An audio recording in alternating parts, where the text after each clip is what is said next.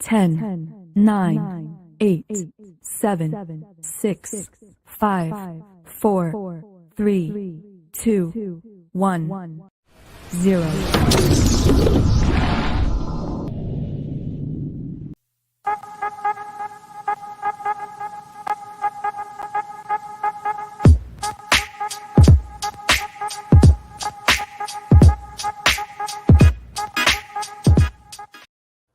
What's up? I like that. If I like anybody's that been intro. watching it, we'll see. That intro was really good. You might want to do that again. Again. Like I think we should enter into the chat again because that was pretty nice. Okay. All right, hold on.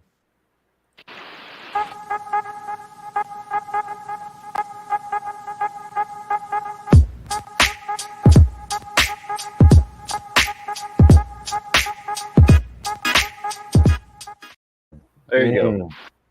But it needs to be like that scene from Seinfeld when Kramer walks down the street with the pimp hat, but it needs to be your face on it. It needs to be a deep fake. So, Oh, yeah. internet, do your thing. Okay. You need Someone on the internet make that happen? Yes. I don't know how. Somebody will do it. Make it so. Somebody knows how to do that out there. Yeah. What is that? Static. Not me. It's raining. Oh, it's raining. Okay. Well, you should. It's raining where I'm at. I was wondering if y'all could hear that. Yes, I did. Apparently you can. I can. Okay, so when I'm not talking, I'll be muted. Okay. Yeah, it just sounded like static in the background. I was like, what the hell was that? Anyway. Hey, Yeah. guys. How's everybody doing today? How you doing, Duke? I'm Are you doing off work good. today? Did you get to stay home today? No, I worked, but I am home now, and just got to get through tomorrow, and then I got a couple days off for the holidays, so not bad. Yeah. I'm off on Tuesday, but that's it. I still got to go in on Monday, which sucks, but whatever. Yeah, I mean, I usually don't mind working the 4th because you know, as long as you get home in time, like everything's gravy. But like, I don't know, I want to take some time with the family, hang out. I don't know what we're gonna do on Tuesday. We're doing low key, man. Like buy some homemade, like the little stuff fireworks. The kids aren't that big. Go swimming, barbecue, and like that's it, man. Just chill. I think me and my wife are gonna go to a movie, probably early Tuesday. We want to go see that new movie. What's the name of that movie? Shit, now I done forgot the name of it. I can't remember the name of it. It's the one based on rrescue.org. Oh, yeah. I know what you're talking about. Yeah. Anyway, it comes out on Tuesday. It drops on Tuesday. And so anyway, I think we're going to go see that Tuesday morning. And then in the afternoon, I think one of the families, I don't know if it's my brother and sister-in-law or my niece and her husband, one of them are having a barbecue. Yeah. So we'll probably go over there afterwards. But I do want to see that movie, although I feel it's going to be very hard to watch. I think it's a movie I do want to see. So, but anyway, what's up, geeks, nerds, fucking weirdos? That's what y'all are. I know what you guys are. Don't play around. You're here on a Saturday night. Come on, you're not getting late. Super funny. Anyway, well, there's a few things to talk about. We got some things we can go over. The big thing, obviously, this week is the new Indiana Jones, which I did see. Are you doing spoiler free? Or are you doing spoiler review? I will do my. I'll just step out and just shoot me a text. Well, no. Okay, hold on. I'll do it spoiler free because I just want to address the overall, feel as a movie. I will address a couple of specific points just based on criticisms I've heard and whether or not I do agree with those criticisms. But I will avoid any spoilers about the story or anything like that. Okay. So I won't give anything away. I won't address anything that's not already like in a trailer or anything like that. Okay. Good. So, okay, first and foremost, overall, saw the movie. Did I or did I not like it? I liked it. Is it a great movie? No. It's not Last Crusade or Raiders of the Lost Ark, but nothing ever will be. Was it a good time at the movies? A fun Indiana Jones adventure? Yes. Did I like it better than Temple of Doom? Yes, because that's my least favorite one. And it was definitely better than Temple of Doom. I was not bored watching this movie. It was fun and enjoyable. Um, it's Harrison Ford as Indiana Jones on an adventure, and it was exactly what you would expect. This movie takes place in, I think, 1969. As he's retiring as a professor, and then you've seen the trailers. An adventure ensues, right? To address the criticism, so some of the criticisms I have heard about this movie are: A, it's woke; B, this movie is obviously just set up to have this new chick basically be the star and kind of take over the Indiana Jones mantle and all that stuff. And that it's another Lucasfilm movie that Disney has ruined. Okay, let me address those. One, there was nothing woke in this movie. I saw nothing woke in this movie in any way, shape, or form. I mean, I guess it depends on what your definition of woke is. It seems like lately a lot of people get real sensitive and think everything is woke. Like, I feel like if Aliens came out today, in today's climate, and we had never seen Aliens before, people would call it woke because the chick is essentially the hero of the story. You know what I mean? Like, that's how sensitive people are to just assuming everything's woke. Is like, if you put out Terminator 2, where Sarah Connor's a badass, or if you put out Aliens, where Ripley is a badass, in today's climate, people would call it woke. Yeah. The fact of the matter is, those movies are not woke. Okay? This movie was not woke. Does it have a female who is a secondary character? But let me put that aside right now. She's not the main character in this movie. She does not overshadow Harrison Ford in any way, shape, or form. Okay? She is a secondary character. And she's not even like a badass or anything. There's nothing phenomenal about her as a character. She doesn't do anything substantial in the movie.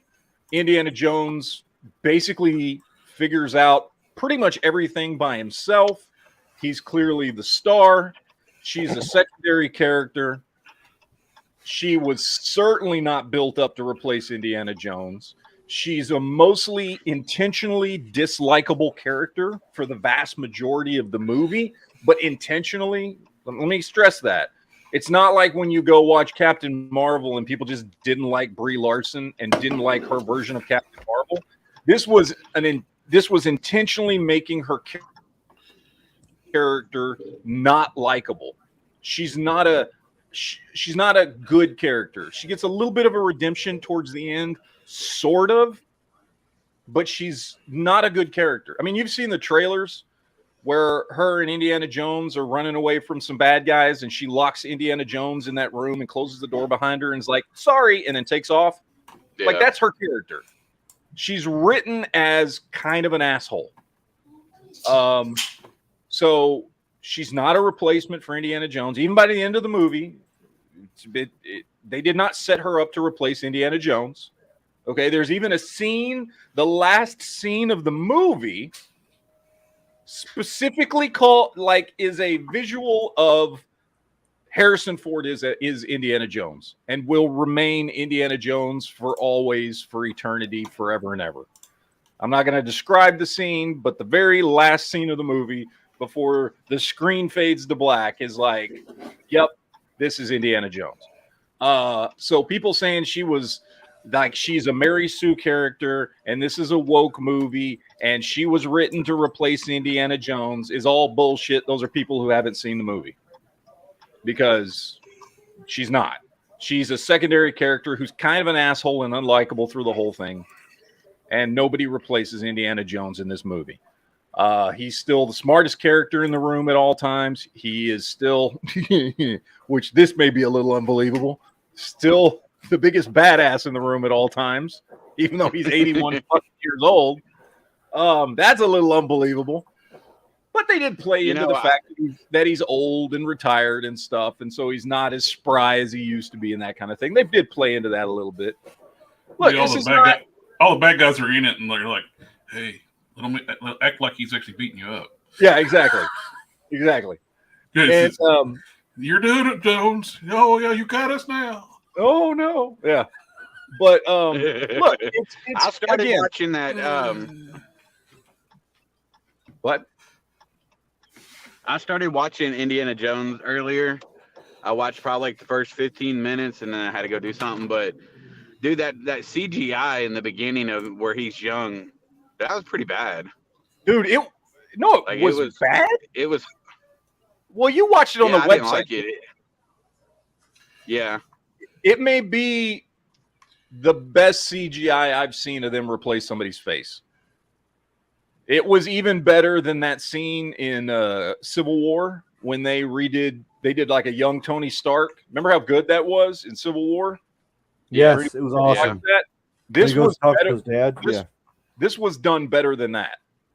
And that first opening sequence is like the first 20 minutes of the movie, and it's all a young Harrison Ford. Now, I will say it's obvious. It's not him young because he has the old man voice, because you can tell Harrison Ford is doing the voice, and it's not perfect, but it's the best I have seen done yet. It's surprising they didn't just AI correct the voice. Yeah, I don't know why they didn't. They just had him do the voice, and you can hear the old in his voice. You know what I mean? Yeah, you definitely can. But it was still a pretty badass scene, though. Yeah. Like I said, this is not The Last Crusade or Raiders of the Lost Ark. It is not that good. Nothing could ever be that good. Those are two of the greatest movies in cinema history.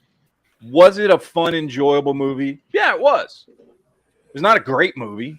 Like, is it do I feel I wasted my time or wasted my money going to see it? No, I do not. I had fun at the movies. It's not woke.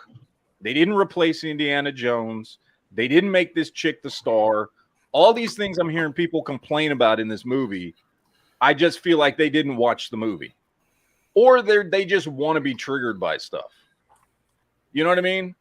Like, I mean, it's not a perfect movie. I'm not trying to talk it up and be like, oh, it's the greatest movie of the year or anything like that. It's fucking not.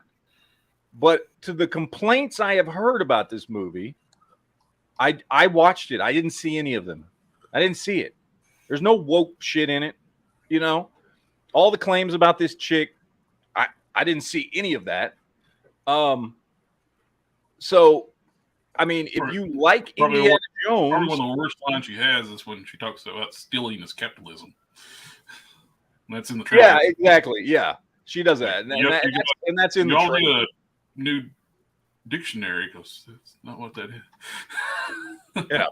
So I have a question real quick. You know, it starts off and it's obviously in the 40s.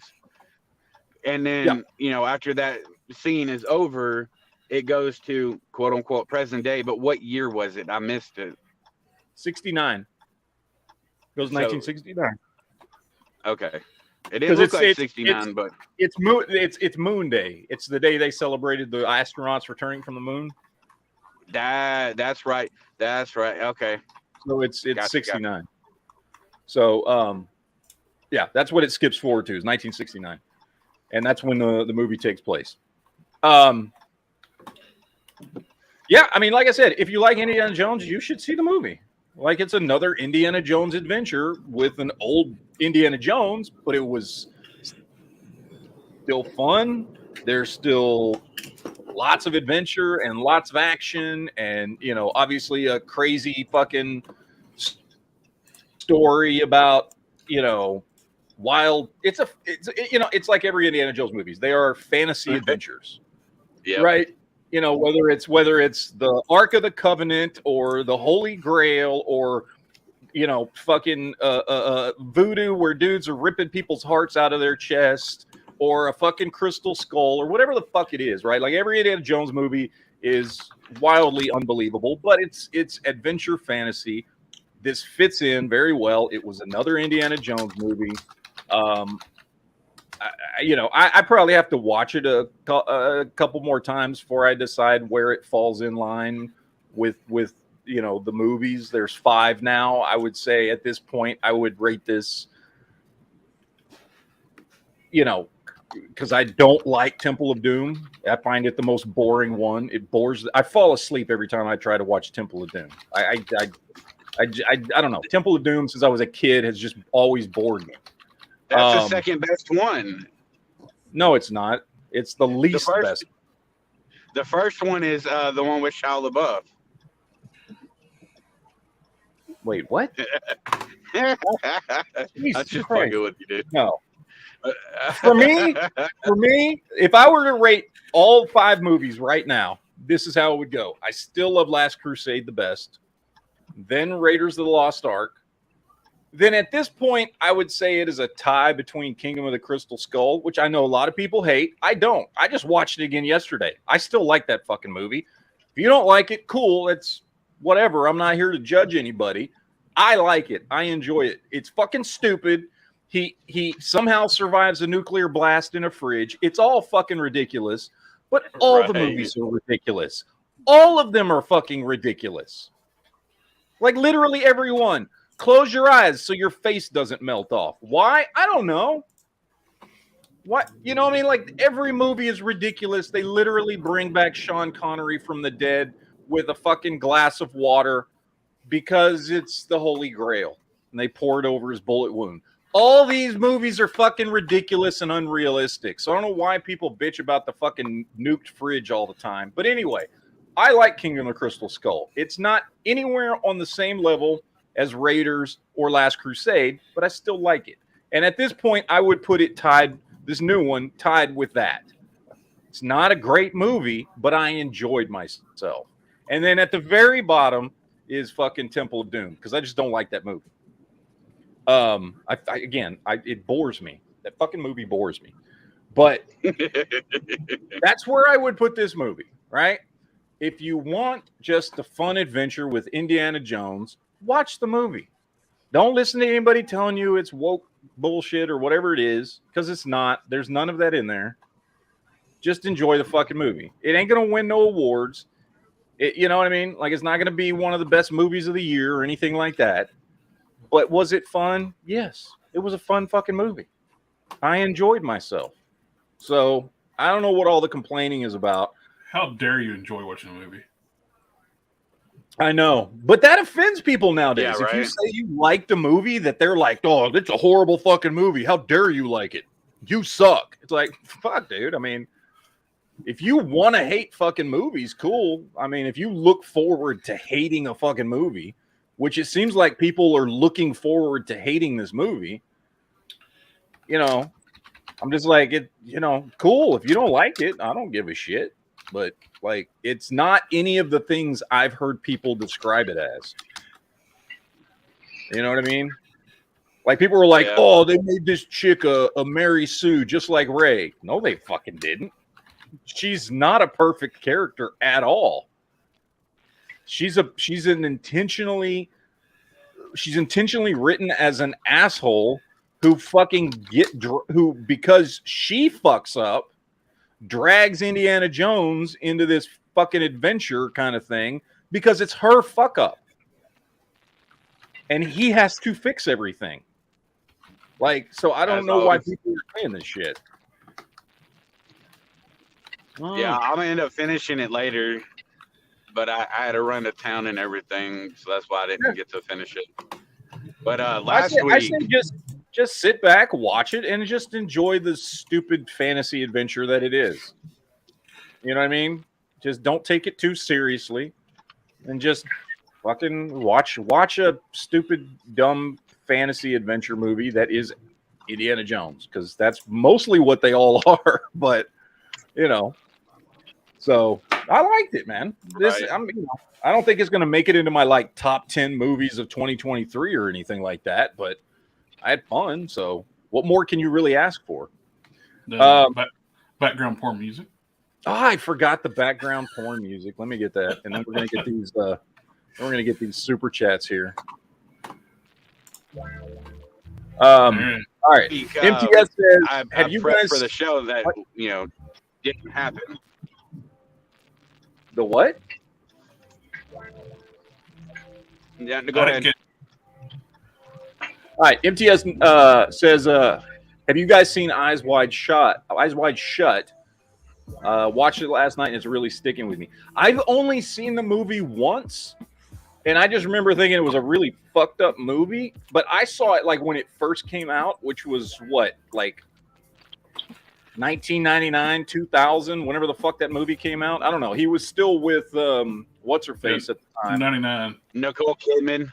Yeah, they were still together. I remember. They I don't, actually. I'll be honest, I don't remember a lot about it. I saw it the one time, and I've never had a desire to go back and watch it again. So They actually filmed that sex scene, and they really actually had sex on camera for that movie. okay, well, good for them, I guess. I don't know. Yeah, it was a fucked up movie. Yeah, I remember thinking it was a fucked up movie, and I've just had no desire to watch it again. So, yeah, same here. I watched it once when it first came out all those years ago. yeah, that's the only time I've watched it. Gerald Cagney dropping a super chat says, "I agree. Last Crusade is the best, and Duke gangbangs aliens." Oh shit! Damn, throwing Is Duke down. Or did he already fall asleep? Nope, I'm here. Okay. Did you hear that last comment about yourself? Nope. Gerald Cagney says Duke gangbangs aliens. That's false.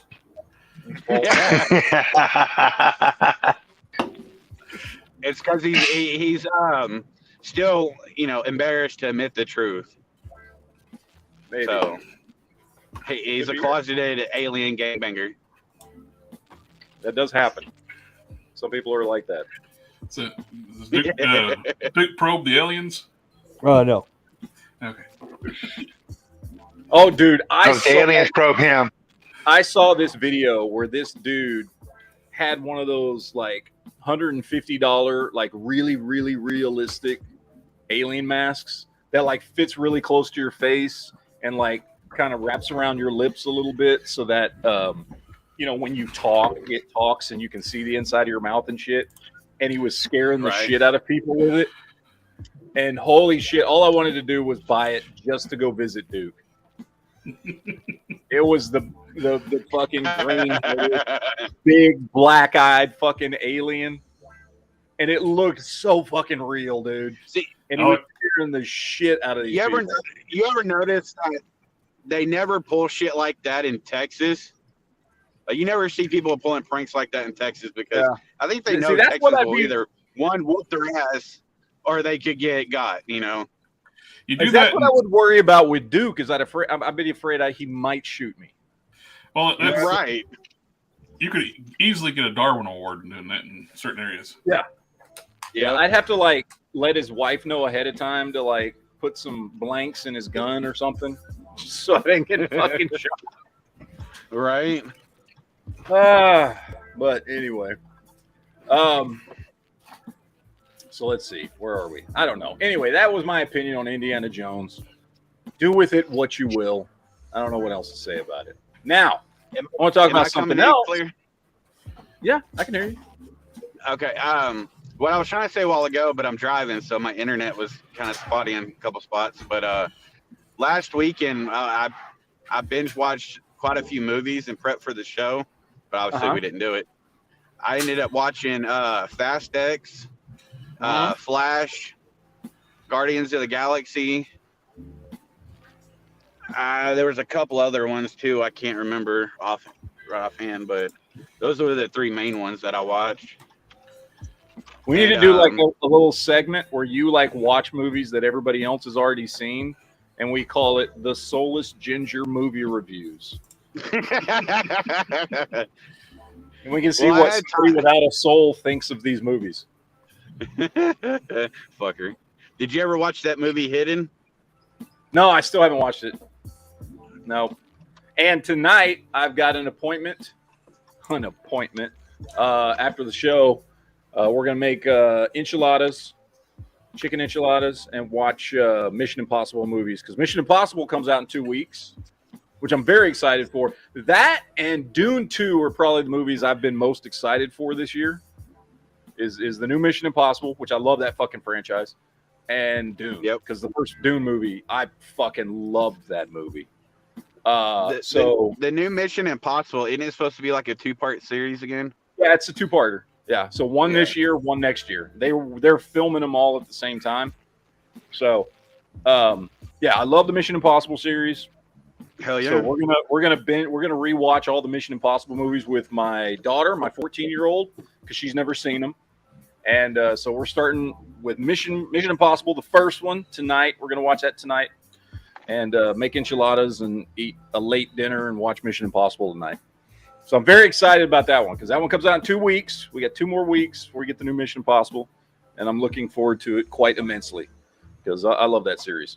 Plus, Peggy Carter's in it, and she's the hottest chick from the MCU. So, and if you say any different, you can go fuck yourself because she is. She's hotter than every other woman that has been on screen in any Marvel movie. I have spoken. Steve Rogers decided to go back in time and stay there and let's dive over. And that's why. He was like, you know what? I'll leave all this shit behind just for her. So, all right. The other thing I wanted to talk about that I also watched, and also a lot of people have been bitching about, the first 2 episodes of Secret Invasion, Nick Fury's new show. A lot of people have been bitching about it. To which my response is, why? It's good. Like, I don't know. Has anybody in here watched it and not liked it? Because I'm curious why people don't like it. Like, I heard people bitching about the CGI opening credits and that, oh no, that should have been that should have been clips from the Marvel comics. And I'm like, okay, well, they've never done that before. Why would they do it now? And if they didn't, why would you be upset about it? Because you've never been upset about it before. Well, the thing was they did reveal they actually did hire artists to come in and do it, and then they didn't go with the artist. And I would assume the artist still got paid, unless they are only paid if they use their work. I'm not sure. Yeah, I mean, I don't know, but I watched the opening credits. It did not offend me that they didn't use comic book. Everybody's art. just got up in arms about CGI art right now. But AI I mean, art. I guess, but I was, I'm just like, it's good opening credits scene. I don't know why everybody was upset about it, but whatever. I watched it. I didn't like it. I did. I liked it just because. Well, and I also, it gave me Winter Soldier vibes, which, up until Endgame came out, my favorite Marvel movie ever, because it was like a spy thriller, and that's what this was. It was a spy thriller. Now, I think it'd been better if they didn't constantly have him bitching how hard it was for him and the person of color. Me and my mom, we had to ride in the colored car, and people of our color, we get. It's so hard for us to gain power. Constantly with the racism stuff. I don't know. It didn't bug me. I mean, it didn't take me out of the story. I know some people were. It really made him seem more like a whiner. More. Now I will say yes, Nick Fury in this, and they pointed it out several times in the story that he's changed and he's not the same guy anymore. My guess is by the end of the show, he goes back to being his old self again. Probably so, because the figure coming out's got his eye patch on. He took off the beanie thing, and so I'm guessing they wanted to start him out with him being kind of still fucked up. I think a lot of people hate the fact they killed off Colby Mulder's character too, Maria Hill. Yeah, and Oh, I mean, shit. I Spoiler. guess, from a comic perspective, I get it because Maria Hill's a fairly significant character in the comics. Spoilers. Sorry. From an MCU perspective, she's not a character I've ever given a fuck about. So, like, I didn't care that she died. You know what I mean? Like, she's never been a big significant character in the movies. I mean, she's always there as kind of like Nick Fury's assistant, essentially, is what she is. She got used quite a few times in Agents of Shield too. She was an Agent of Shield. She probably and she felt more significant in that show than she has in any of the movies.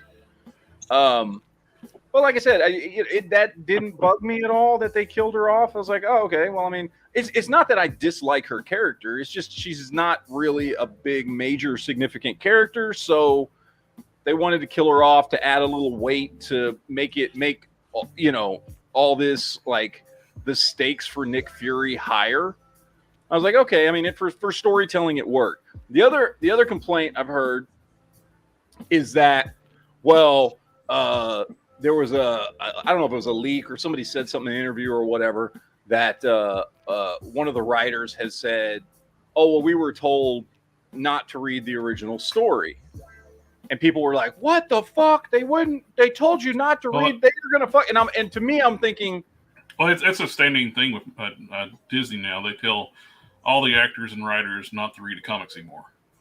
Yeah. And because they're telling different stories.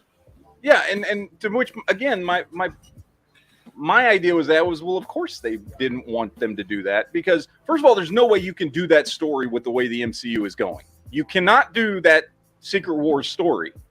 It wouldn't work. It wouldn't fit with the direction the MCU has gone, the way it has changed characters, the fact that there's some characters that were major characters in Secret Wars that aren't even around, that are like killed off and dead.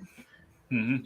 They're making this their own story. This is their own version of that, and they want it to fit in with the MCU, not the Marvel comics. So again, I was reading that and I was like, that doesn't bother me. That, like, I don't see that as like a triggering effect of like, oh, they didn't even let him read the stories. Well, I mean, it's not like, I'm sure it's not like they were like, you have our contract did not read them. They probably went, hey, you know what? Just so you know, I mean, our Secret War is going to be very different than the comic book version, so you don't need to read it to understand the story because we're doing something that fits in with the MCU, not Marvel Comics, 15 years ago when that story came out. So that doesn't bother me at all. Like I said, to me, I watched the first 2 episodes. I felt like I was watching a spy thriller. Which is really all I cared about. I thought it was a well-done kind of spy thriller. Oh, and spoilers, it takes to get to the end of the second episode. Watching the second episode, you realize that Khaleesi, what's her name? She's basically a double agent. Yeah, well, I mean, I kind of figured that by the end of the first episode. Yeah. I mean, the end of the first episode, I mean, he's, It's very clear in the second one. Yeah. But we lose Duke. Duke fell asleep, probably. I don't know. It only took 34 minutes for him to drop out. Jesus Christ. That dude needs a vacation. He just needs to take a vacation where he just sleeps for a week or something. I don't know.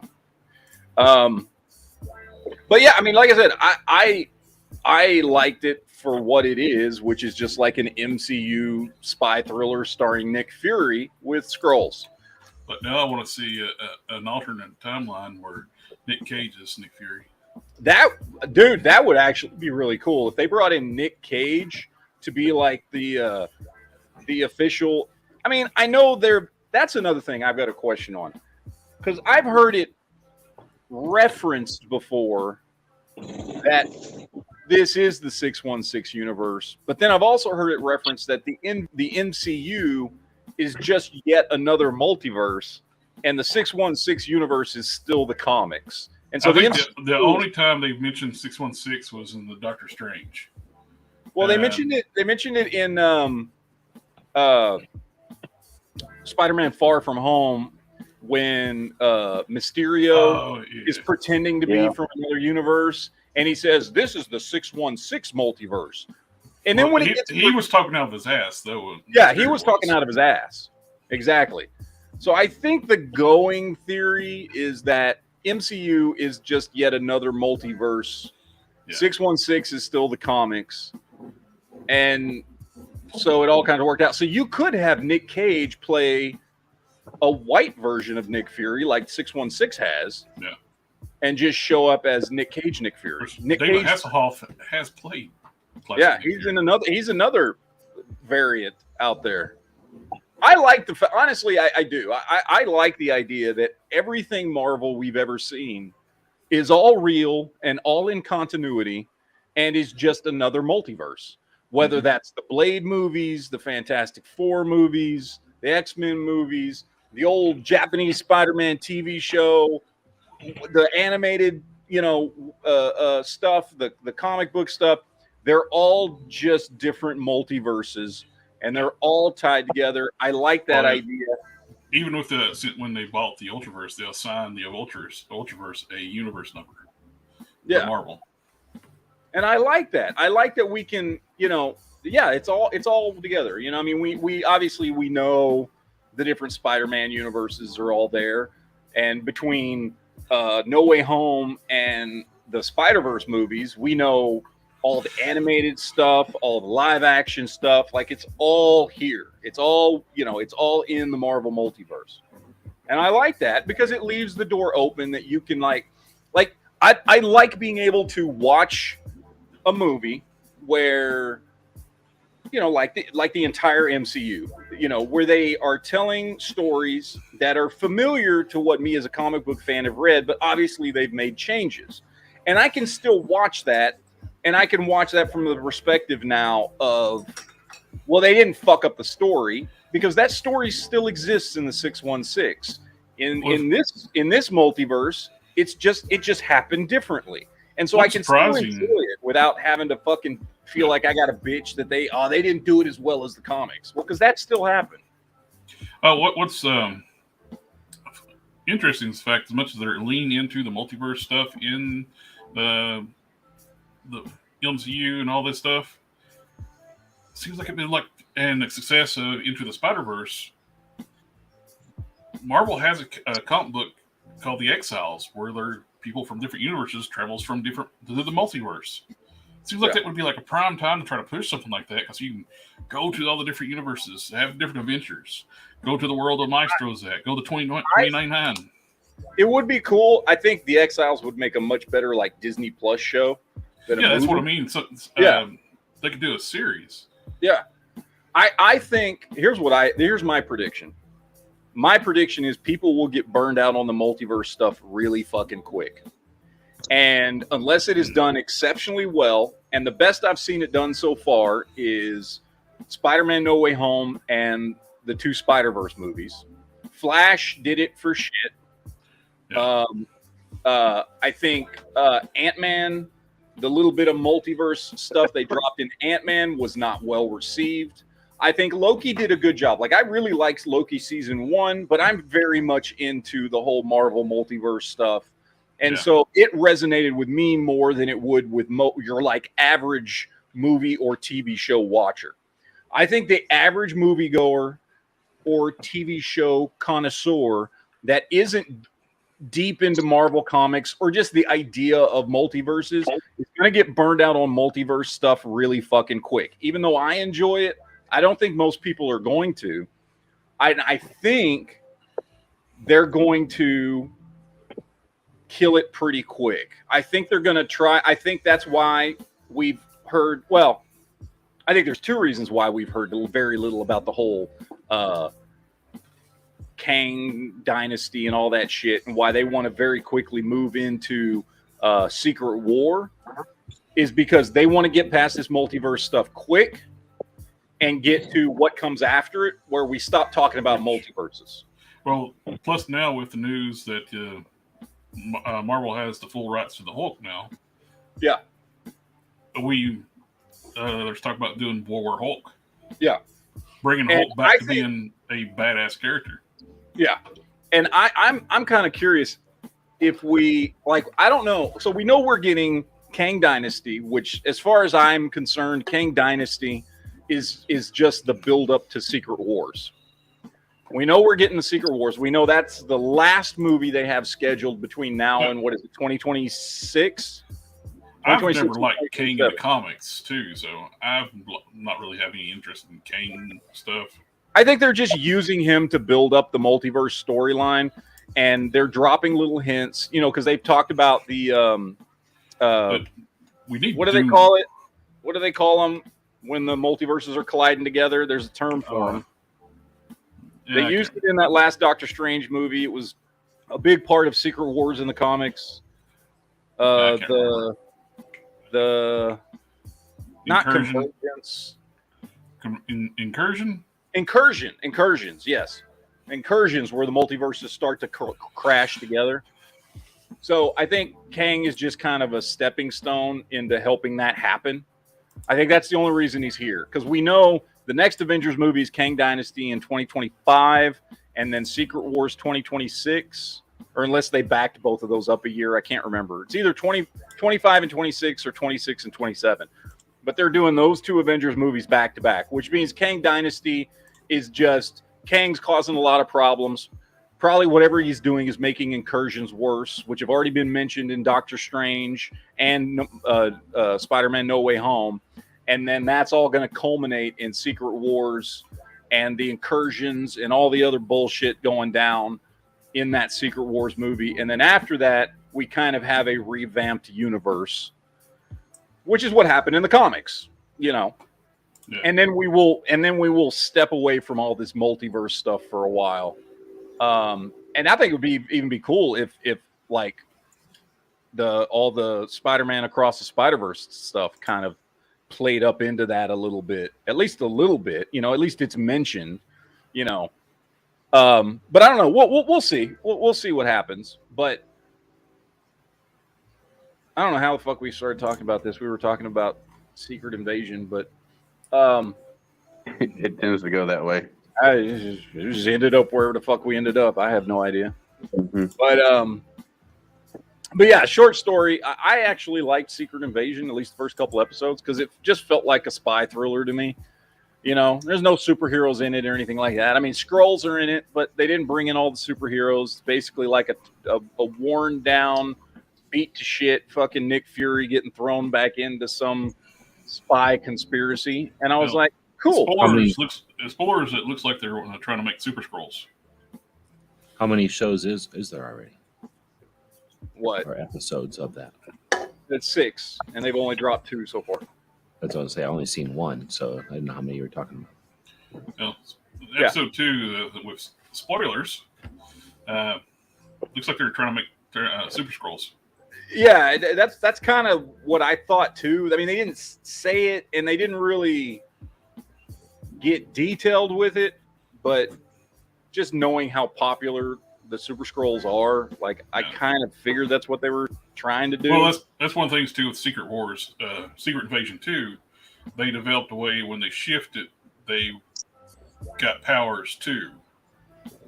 So, and multiple powers. So, not normally. Because originally there was just one. Because originally there was just one Super Skrull, right? Yep. Yeah. And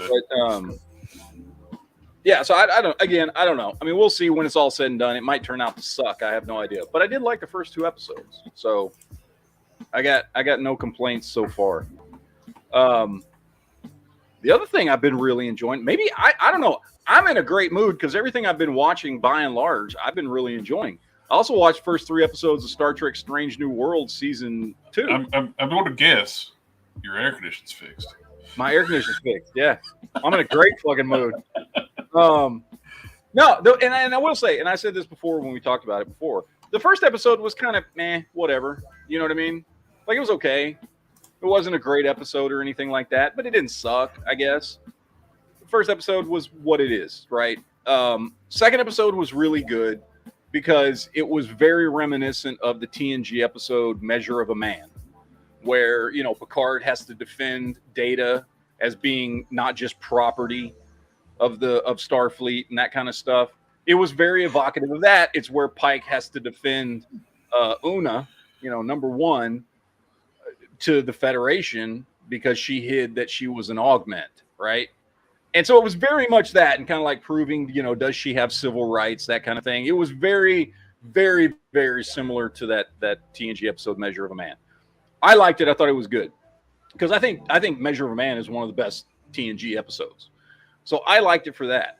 And then this third episode was just a really fun little time travel story with what's her face, Noonien Singh, the security officer, the tactical officer on Enterprise. I can't remember her name. Where she kind of gets thrown back in. Somebody goes back in time and changes some shit, and it alters reality. And she's the only one that sees the changes. And Kirk's in the episode. And it's basically an episode with her and Kirk. Like actual James T. Kirk, not his brother, George Kirk. Well, they really got to have to update the timeline anyway, because the original Eugenics War happened in 1992. Yeah, in this one, and you see that because Khan is actually in this episode. Khan is in this episode, and it's implied the Eugenics War happens sometime in mid-21st century. That's what's implied in this. But anyway, I don't want to spoil it for anybody, but it's a time travel episode with her and James T. Kirk ending up having to fix somebody having gone back and changed the timeline for all of Earth. And it was really fun. It was just one of those fun episodes of Star Trek, where like just, it's a cool, how they would drop those in every so often, whether it's TNG or whatever. A fun little time travel episode kind of takes you off on another adventure or whatever. I like those episodes. I always like time travel stuff. Except Enterprise did it way too much. They overused time travel in Enterprise. But other than that, the time travel episodes on most Star Trek shows are always really fun. And this one was fun too. So far, it's basically 3 for 3. Like I said, the first episode was okay, but it didn't suck. But 2 and 3 actually were really good episodes. Like, really good episodes. So, yeah, I liked Indiana Jones. I'm liking Secret Invasion. I'm enjoying Strange New Worlds. Like, what's going on? I'm enjoying so far everything I'm watching. You burned out all your rage when the actors took. I might have. Do you think that Although places are getting feedback from audiences and like steering away from weird plot lines and stuff that have been weird? Well, as far as the Indiana Jones thing, like, I guess because it's Lucasfilm and everybody just assumed it was going to be bad and woke and all this stuff. I mean, I don't know why I watched it and enjoyed it, because I don't know why they decided not to put that stuff in there. I mean, they didn't turn up the volume on it, at least, right? They just were cool about it. Yeah, I mean, there was no woke shit in that movie. It was just an adventure. It was just an Indiana Jones adventure. And Strange New Worlds, honestly, I've liked from the beginning. I liked the whole first season. So I already liked that show. It's the most Star Trek feeling show I have watched since Enterprise went off the air.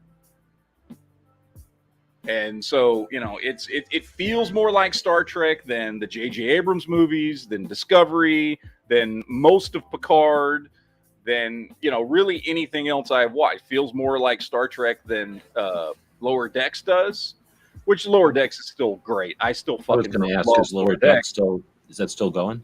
Yeah, Lower Decks is still going. And I love Lower Decks.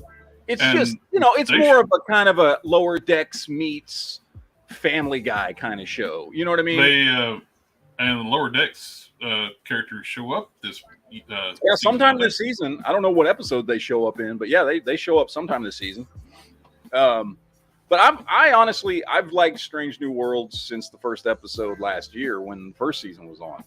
So, it's not really anything new as far as like, I still like it. It's not like I hated the first season and now all of a sudden they're doing good episodes. I think they did good episodes from the beginning. But yeah, I dug it. But speaking of comic book TV shows, I watched the season finale for Superman and Lois. Superman and Lois is one of these shows for me that I think is really well done, but I do think it has the quote unquote CW crutch of like throwing in too much interpersonal drama just because that's what they do on CW. But I still think it's a really good representation of like Superman and the world Superman lives in and all that kind of stuff. I still like the show. But they decided to end this season with Lex Luthor returning, getting released from prison, and bringing in Doomsday. Or at least their version of Doomsday. Because honestly, Doomsday hasn't really been done correctly in live action, except for on the show Krypton, which got canceled after season 2. They did a great representation of Doomsday. Jared, did you ever watch Krypton? I didn't. No. I thought Krypton was a really good show, and they actually did a like perfect representation of Doomsday, like comic book accurate representation of Doomsday on that show. And comic book accurate. I kind of love. I guess like when I saw one of the trailers when Earthling was on Krypton from the future. It's Adam Strange. Yeah. It's Adam Strange goes through one of the, what do they call them? The boom tubes or whatever. What is this thing called? I'm not sure. If he's using apocalypse and technology or like a New Gods, it's a boom tube. Well, okay, then it's not boom tube because Adam Strange has a thing that he uses, and I forget what it's called. He has a technology. Did he explain any kind of technology why he's able to survive on Krypton? I don't remember. Because humans cannot survive at all on Krypton. I don't remember, honestly. Atmosphere we cannot breathe, and much heavier gravity.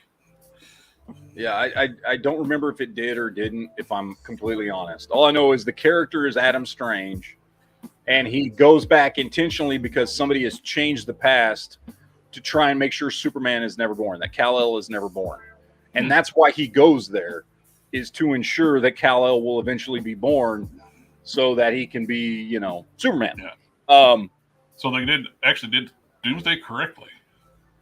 They did, yeah. They had the whole storyline of him being created over thousands of years and killed over and over again, and all this shit. Like they did it as accurate as I have ever seen it. It was actually really well done. Basically, the reason why Krypton was become habitable because he killed all the native creatures. Yeah, and like by the time you see him on the show, because the show takes place, like the main character in the show is Kal-El's grandfather, so it takes place in that time frame, right? And when you see it, like Doomsday is like they find his tomb basically, or where he was locked up to keep him from ever getting out, because all this shit had happened tens of thousands of years ago, to create him. And but then it got canceled after season 2. Which kind of sucked. Dude, they even had a great Lobo in it. Lobo was in it. And he did a pretty good job with a live action. I try not to invest on anything that comes on sci-fi anymore because it gets canceled prematurely. I know. Unless it's some kind of weird drama thing. Yeah. And I'm not sitting here saying Krypton was the greatest show ever, because it wasn't. Like, it had its issues. But, like, overall, it was pretty damn good. Like, I enjoyed it quite a bit. I thought they did a really good job with it. So, I thought it sucked that it got fucking canceled after 2 seasons, but if you're a Superman fan, it's worth watching. It's worth watching. But yeah, they brought Doomsday in to Superman and Lois. It's like the last 10 minutes of the episode are basically him and Superman fighting, and it ends mid-fight. What's his origin? It's all fucked up. His origin in this is Lex Luthor creates him out of Bizarro. I was wondering with the Superman. I saw clips of had like the S logo on the chest.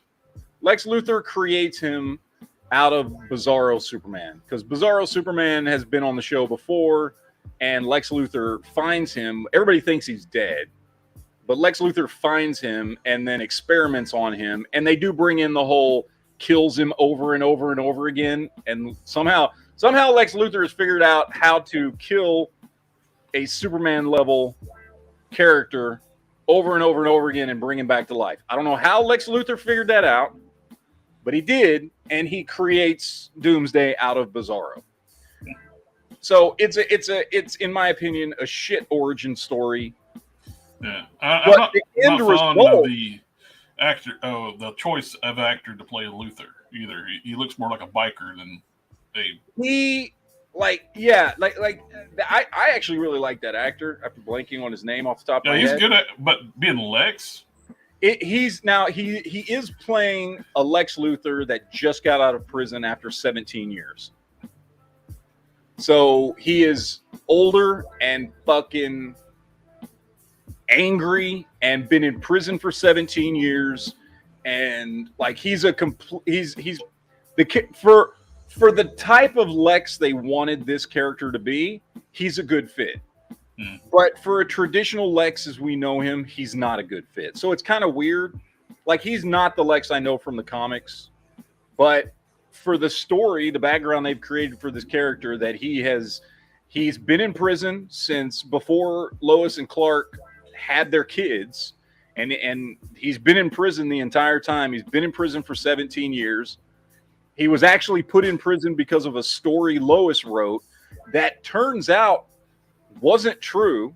Like, out of all the bad things he did, he ended up getting put in prison for something he actually didn't do.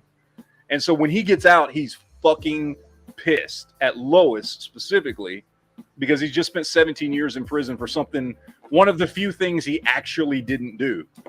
And like I said, the origin story for Doomsday is kind of shit.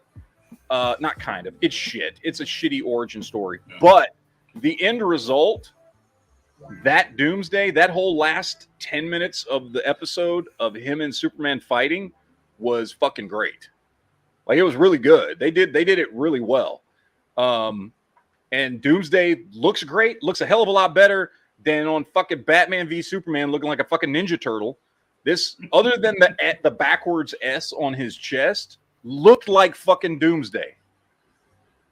Yeah. So I did like that. Like, again, it's a CW It explains show. what the clip I saw. When I saw the clip, he's flying. It's like where he's made out of Bizarro. It makes sense now. Yeah. And, you know, it's a CW show, but overall, I've enjoyed the show.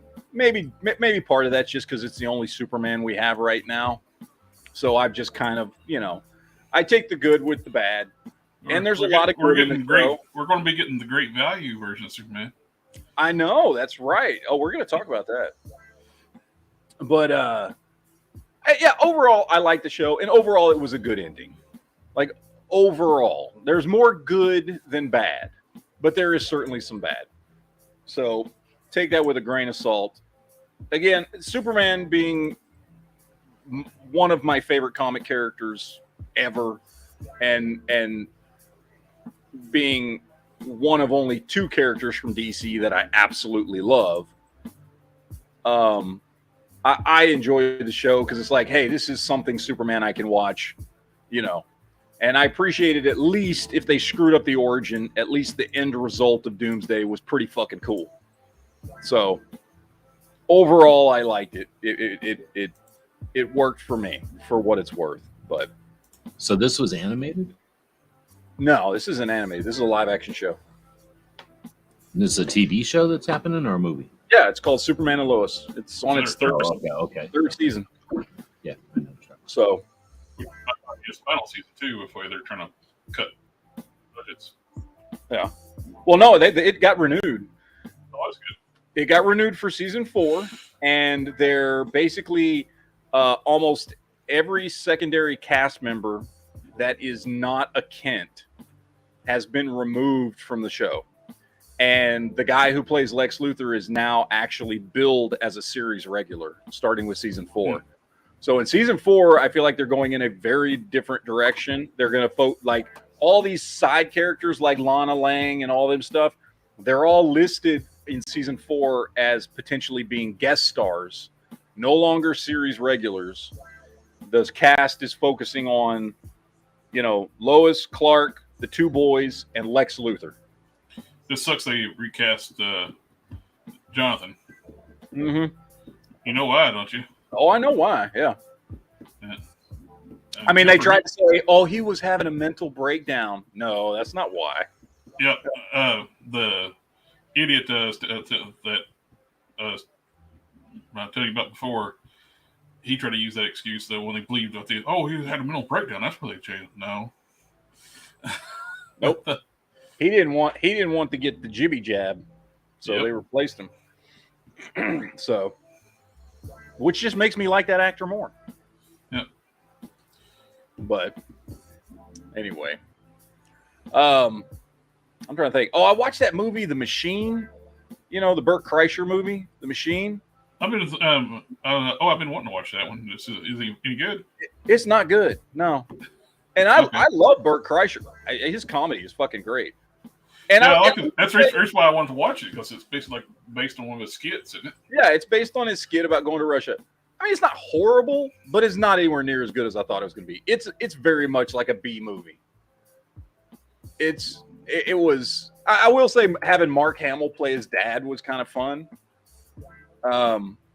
But it's not. I mean, here's what I'll say: don't go into it with any expectations, and you might actually really enjoy it. I think I had a level of expectation because I love his comedy so much that I expected much more. So I would say go into it with a minimal expectation of it just kind of being a dumb, funny movie. And maybe you'll enjoy it more than I did. So. Well, I got a question. How did you like the package? I see him there. That's the reason why I was asking. He's right there. He's filling up space on my Ultimate Avengers shelf right now because I don't have anywhere else to put him. He's a big boy. He's fucking huge, and he's fucking awesome. And I had to put him up somewhere. I don't know. I think I've got enough Hulks to do a Hulk shelf, but if I do that, that means that because I've got so I've got a Hulk up there with the Avengers. Like kind of the classic Avengers up there, which is, Ant-Man, Wasp, Thor, Captain America, Iron Man, Hulk, all in their retro look. And then I've got another Avengers shelf over here in the middle, right there. That one? Mm-hmm. That I can't tell where I'm pointing to versus what you guys are seeing, but. And then I've got my Marvel Select Hulk on that shelf with more modern incarnations of the characters. And then I've got Planet Hulk back over here on my my Illuminati shelf. And then I've got on my Defender shelf down there, right there, I've got the old school Toy Biz Hulk. Face off. And so... I mean, I've got enough Hulks to have a Hulk shelf, but then I would have to pull them off the teams I've got them on. Yeah. So I don't know. I don't know. Sounds like you need more Hulks. I do need more Hulks just for a Hulk shelf. Because, I've got so many Captain Americas and Thors that they each have their own shelf, in addition to having versions of them with all the teams they're on. But I don't know that I have enough Hulks to do that and have its own shelf yet.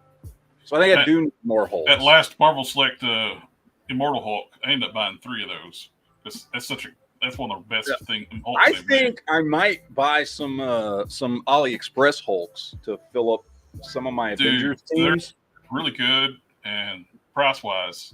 Yeah, and because I need a Red Hulk anyway for my Thunderbolt shelf because I don't have him on my Thunderbolt shelf. So I might get some AliExpress Hulks, including Red Hulk. To kind of fill out some of my shelves and then maybe move. And I love the fact they put the Juggernaut on that Hulk body.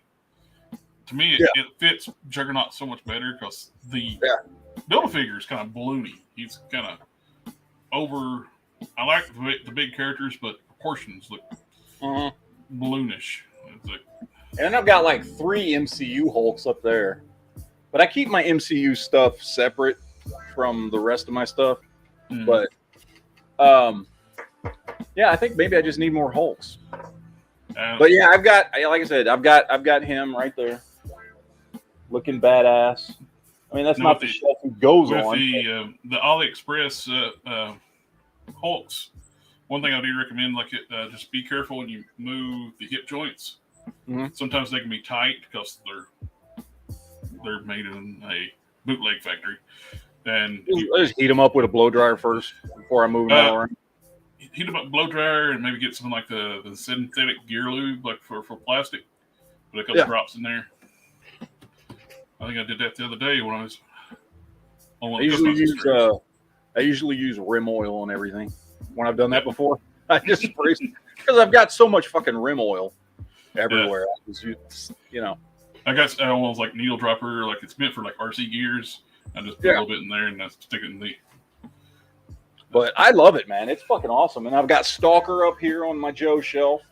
Oh, nice. He's on the Joe shelf. Although I took his scarf off because I don't like his scarf. I hate that thing too. Yeah.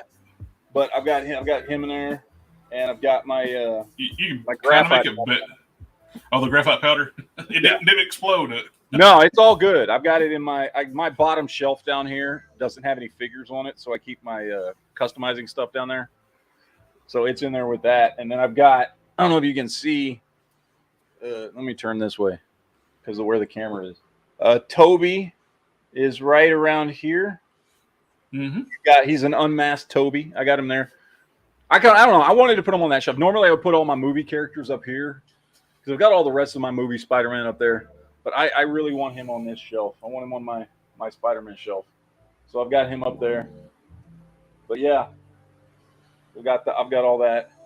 So I'm very, very happy. That fucking Hulk is so goddamn awesome.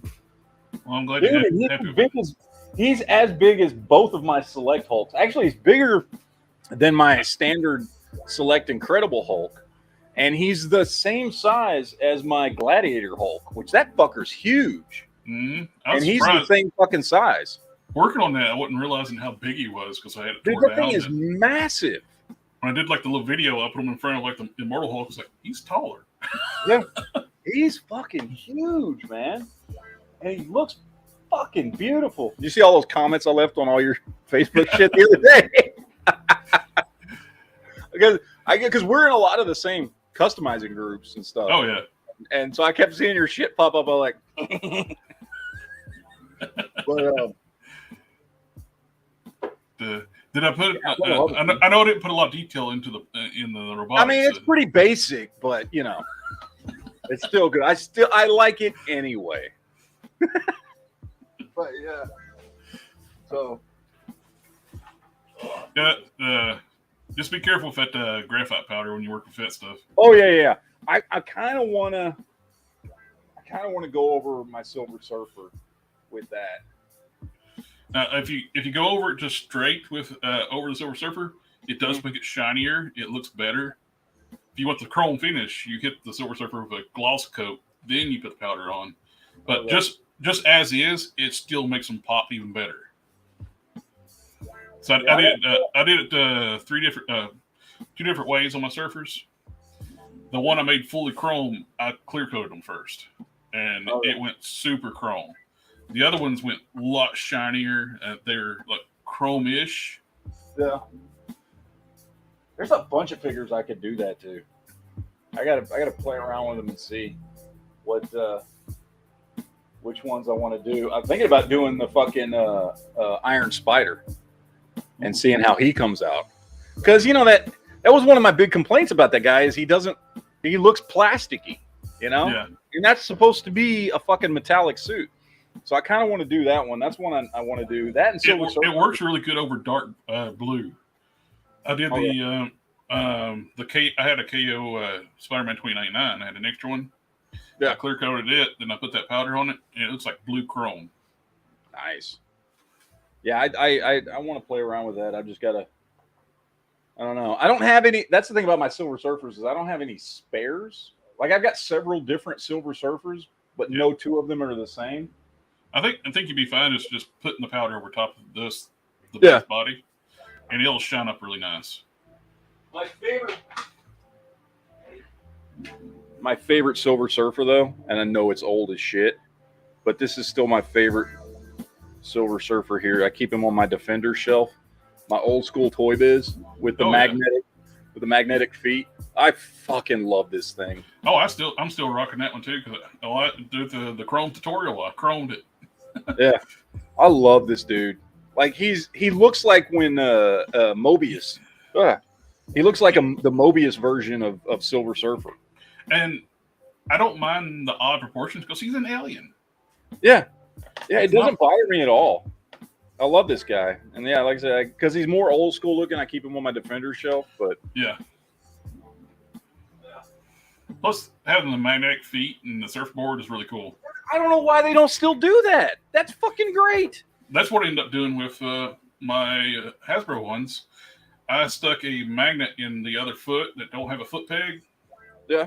I just shoved the magnet in there, and I put a bigger magnet just underneath the front of the board, and it catches to it. That's what they should do with all of them. It cannot be that expensive. So, well, they were. I watched Unparalleled the other night. He had one of the Hasbro guys on there, like Ryan Ting. Yeah, and they were talking about the decos are too expensive on the spider webs. It's hands. That's why like that. We didn't give them all the hands. They're complaining about all the different web lines on the hands adds cost to the deco. It's like it's a teeny. No, it's I think it was the PS5 one where you only had like two hands. When that first got announced, I was like, "Oh, I might pick that up." And then as more pictures started coming in on them, I was like, "I've got the original one that looks way fucking better." Comes with the only thing I noticed on the new one that I thought did look better was the shoulders look a little more proportional on the new one. Mm-hmm. But the paint and the deco and everything on the old one looks way fucking better. Way better. It's the right color blue on that one. Yeah, I just passed on it. I'm like, I got that one. I'm fine with that one. That weird grayish blue on that new one. Plus, it's $40. Yeah. And I will say, I did kind of like the little bit brighter red on the new one. That was nice. But the blue sucked. The paint apps sucked. I don't care about the fucking dumbbell joint articulation. This dude fucking does anything I need him to do. So I'm sticking with that one. I saw a bunch of people like selling these online when the new one was coming out. I'm just like, all right, whatever, dude.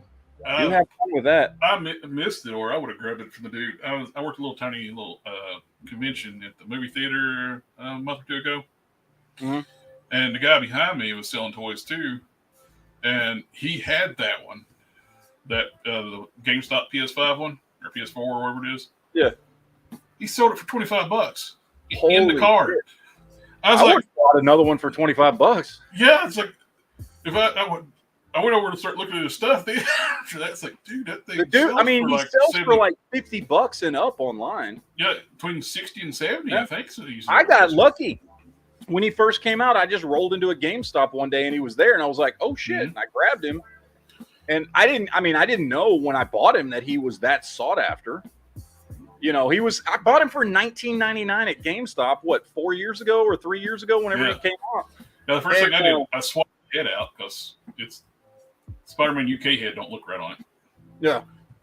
So I picked him up for GameStop retail at the time, and I've had people offer me like money for him. Oh, you want to sell that one? No, I don't.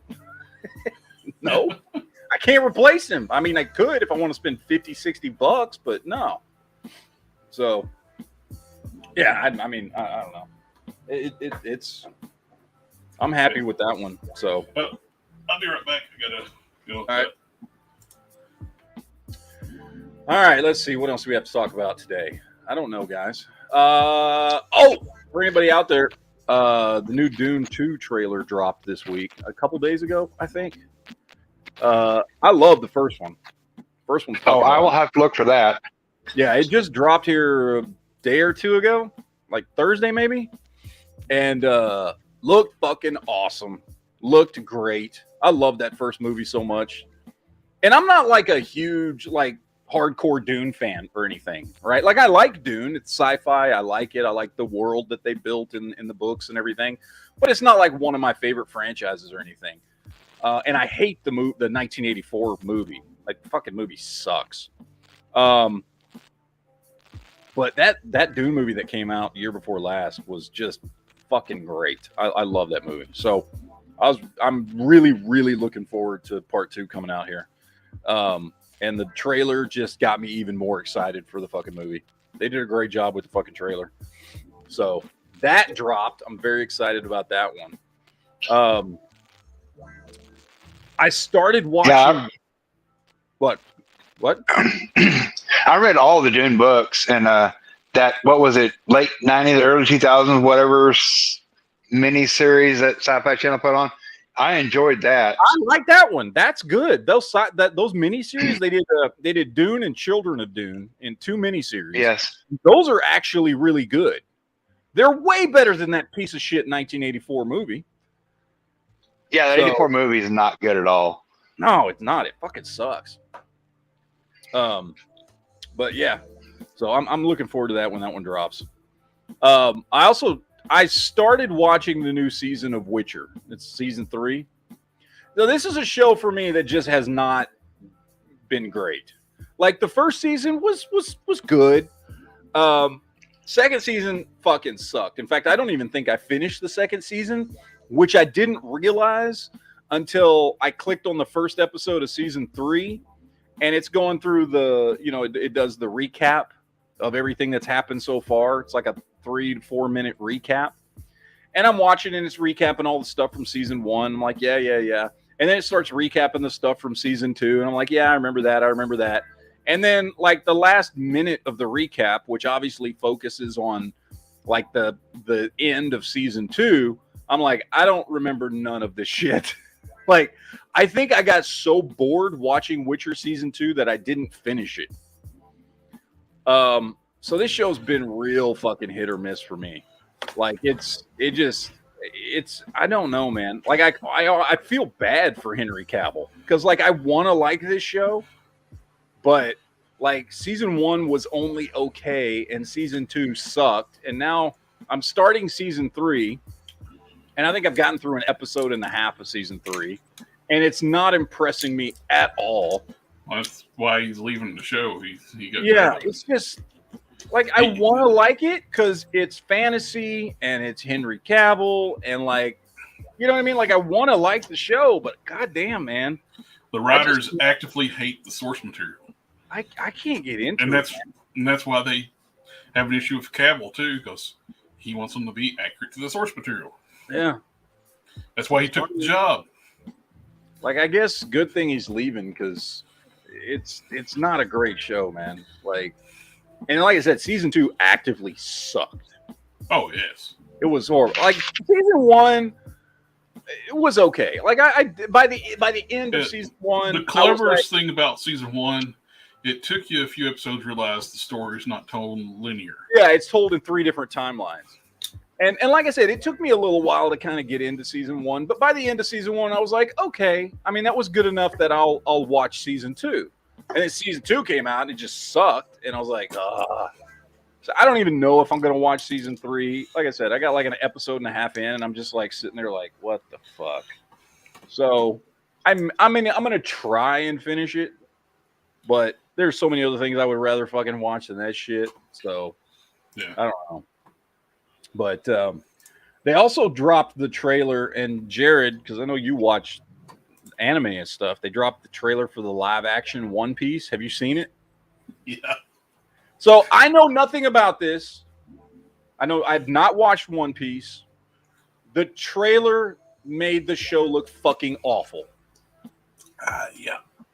So I don't know if that was accurate at all to the fucking anime, but I know the trailer fucking made me not want to watch this show at all.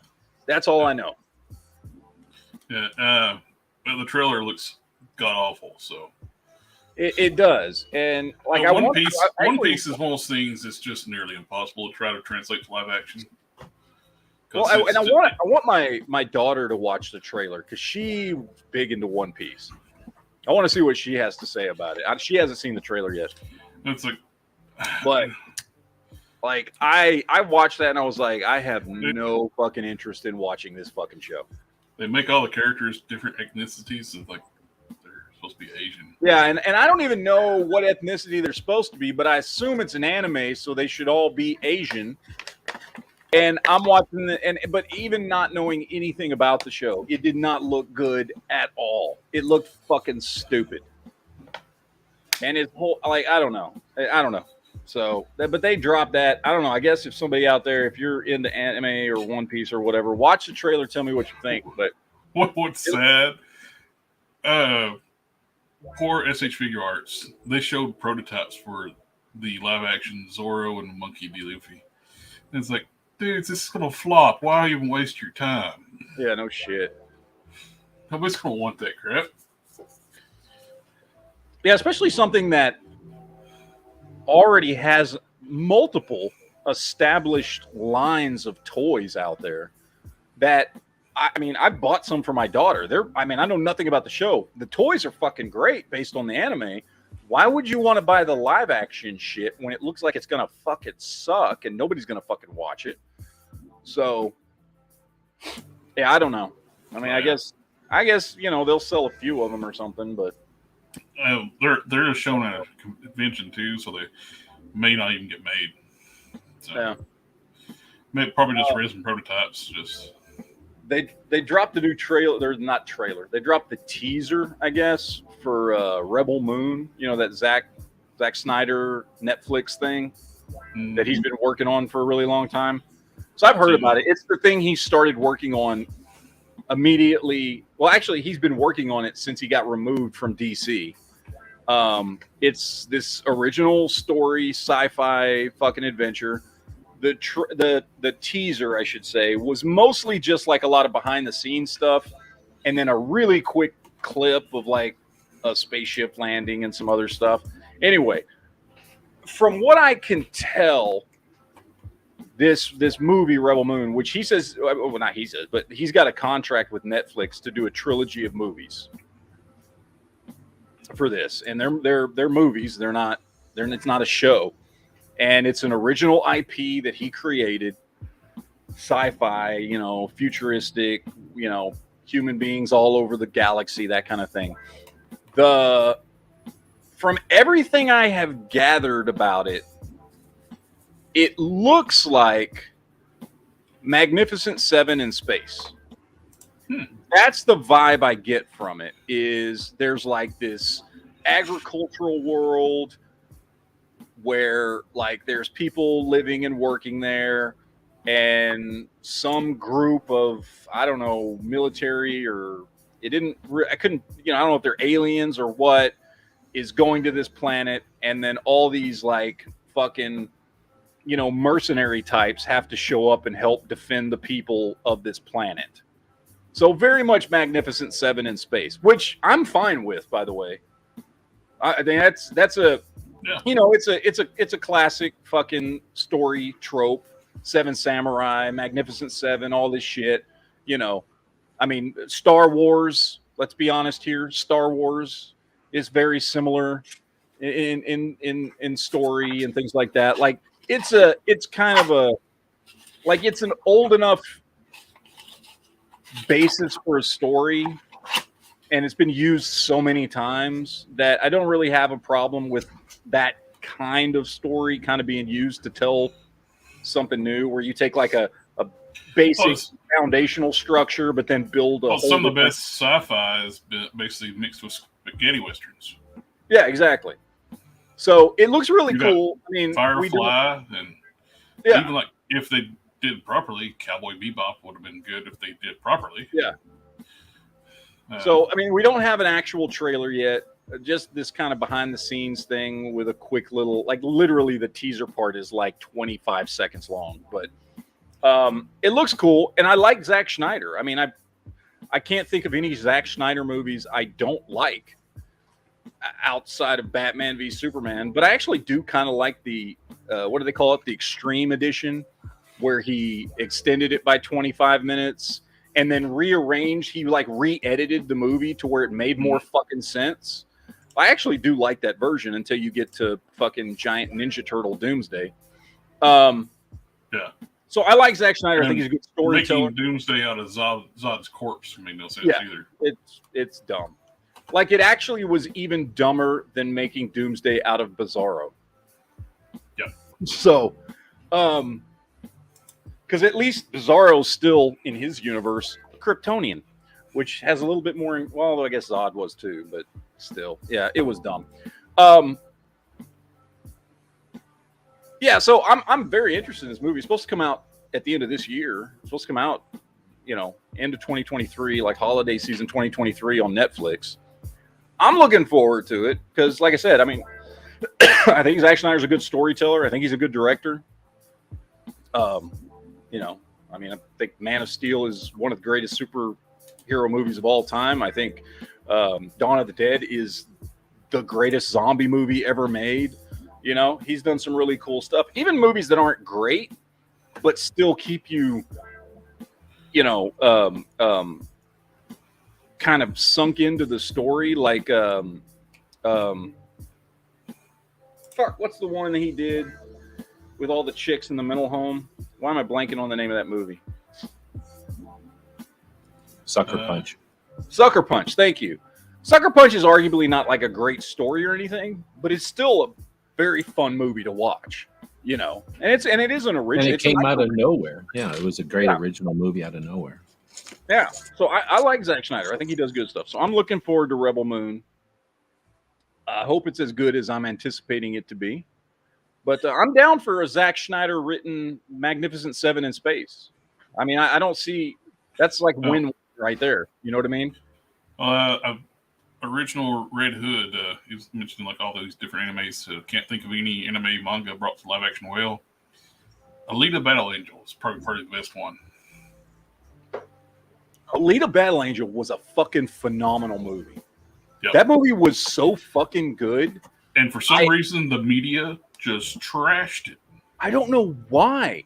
And they couldn't have two successful movies with strong females. They had to compete against each other. I don't know why. That and was the weird thing too. Like, if you like Alita Battle Angel, you're all right. They were pushing that narrative. And they were pushing that narrative before the movie even came out, which made the movie fucking tank at the box office. They intentionally sunk that fucking movie, and it was fucking great. That was a really, really good movie that I was hoping we would get like at least a trilogy out of, and they fucking intentionally tanked that goddamn movie. Yep. Pisses me off. I don't know. I watched that new comedy movie, that Jennifer Lawrence comedy movie, No Hard Feelings. Where she's basically almost a pedophile. I couldn't watch it. I watched like a little bit, then I watched the whole thing. Skipped ahead. Here's the thing. It's not. I mean, it's mildly funny. That's it. It's like a new version of one of the old movies that were popular in the 80s, like The Old Girl and The Younger Dude, and except there's already been done. It's not an original movie. No.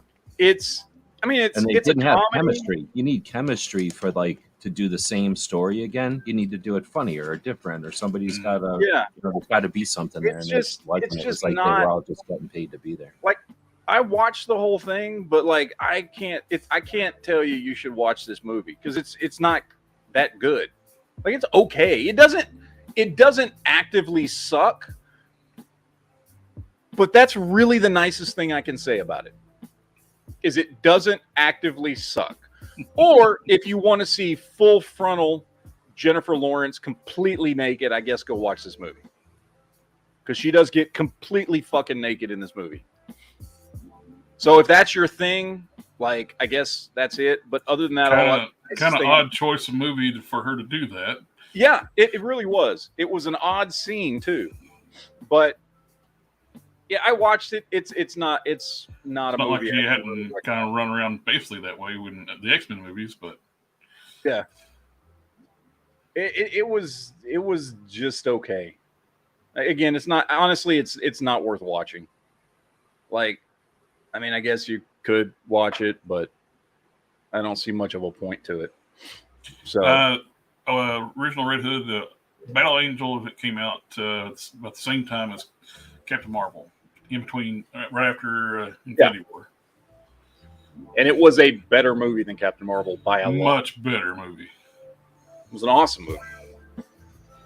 Yeah, it's not that old. It what, 3 years, 4 years, 3, 4 years, like something like that. There's talks about doing a sequel now since Avatar did so well. I hope they do. I would love to see a Hopefully sequel. the media would leave it alone this time, and I think it deserves a sequel. Yep. So I don't know. Only thing I can think of, what happened with part of that though, that was before Disney acquired Fox, and I think Disney pushed the media to help tank that movie to help bring the market share down. The purchase price. It was around the negotiation times of buying Fox. Yeah. So they wanted the movie to tank to help with get a better price on buying Fox. And that might have been it. But I don't know. I hope we get a fucking sequel. That's the only reason I can think of you would trash it like the way they did.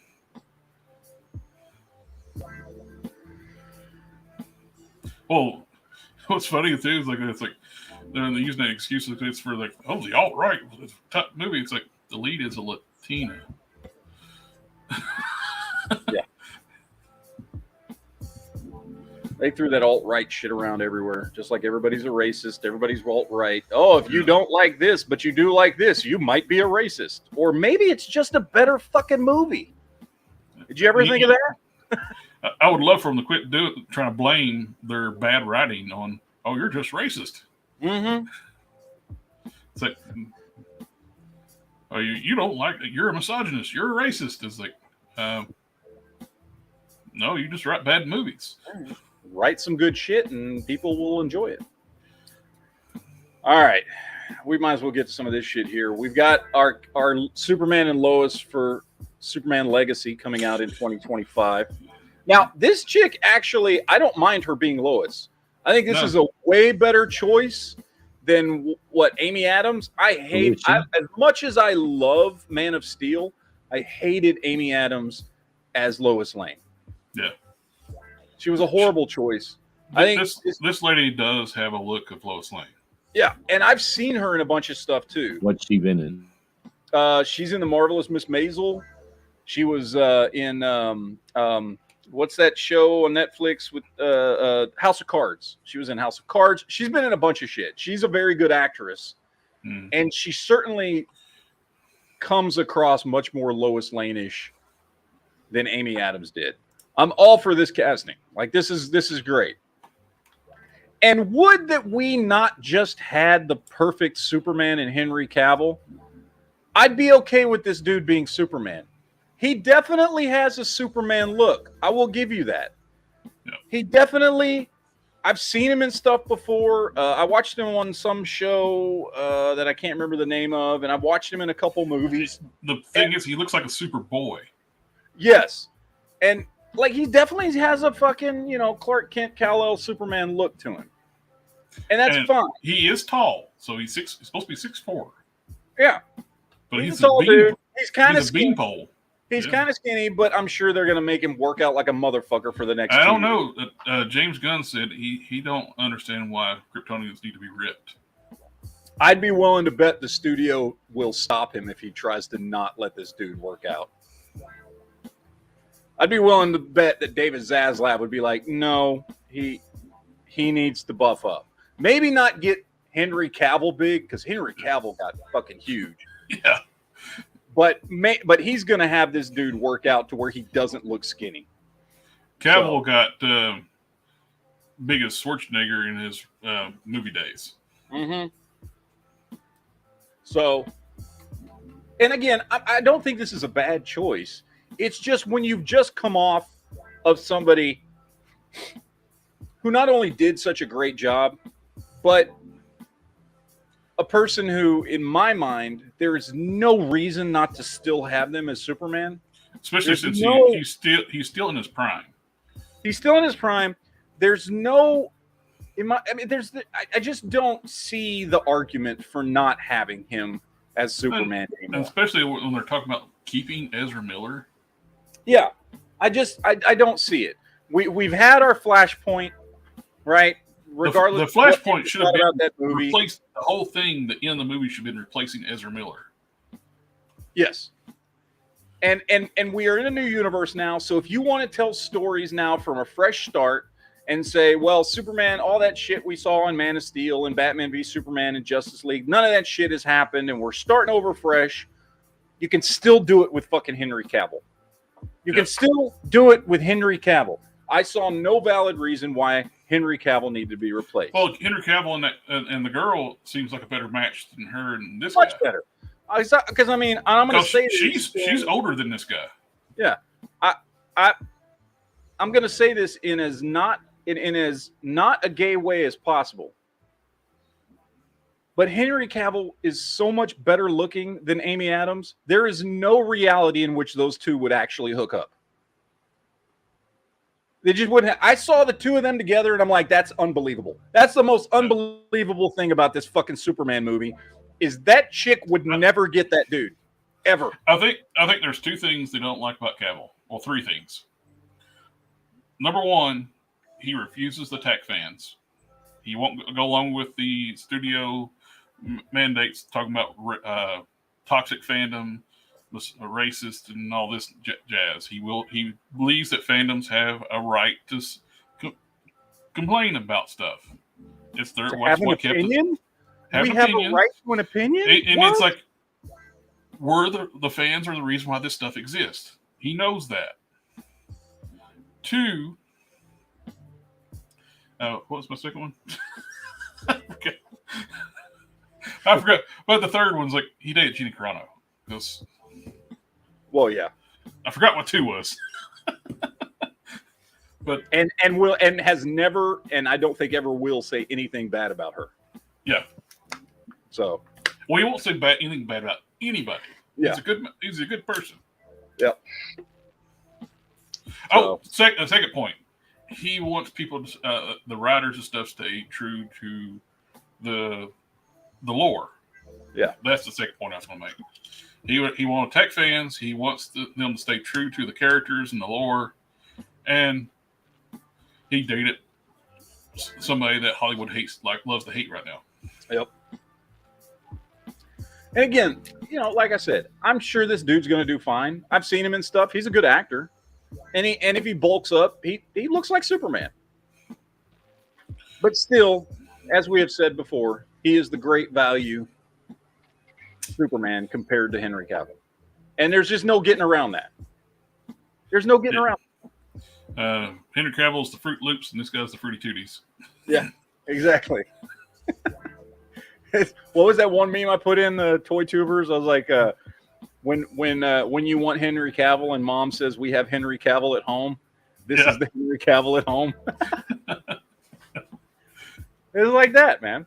But whatever. I mean, I guess it is what it is. So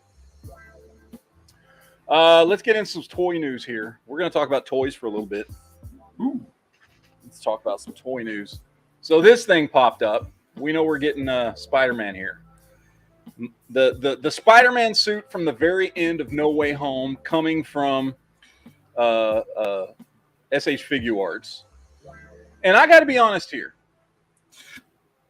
I wouldn't say a lot. I have probably 10 to 15 different SH Figure Arts figures. I've had more. I used to have a bunch of Dragon Ball Z ones, and I kind of got rid of them because I was like, I'm never going to collect all these. So I ended up. They make it where it's impossible too, the Dragon Ball, because the mainline characters, you can pick them up for like between $30 to $50.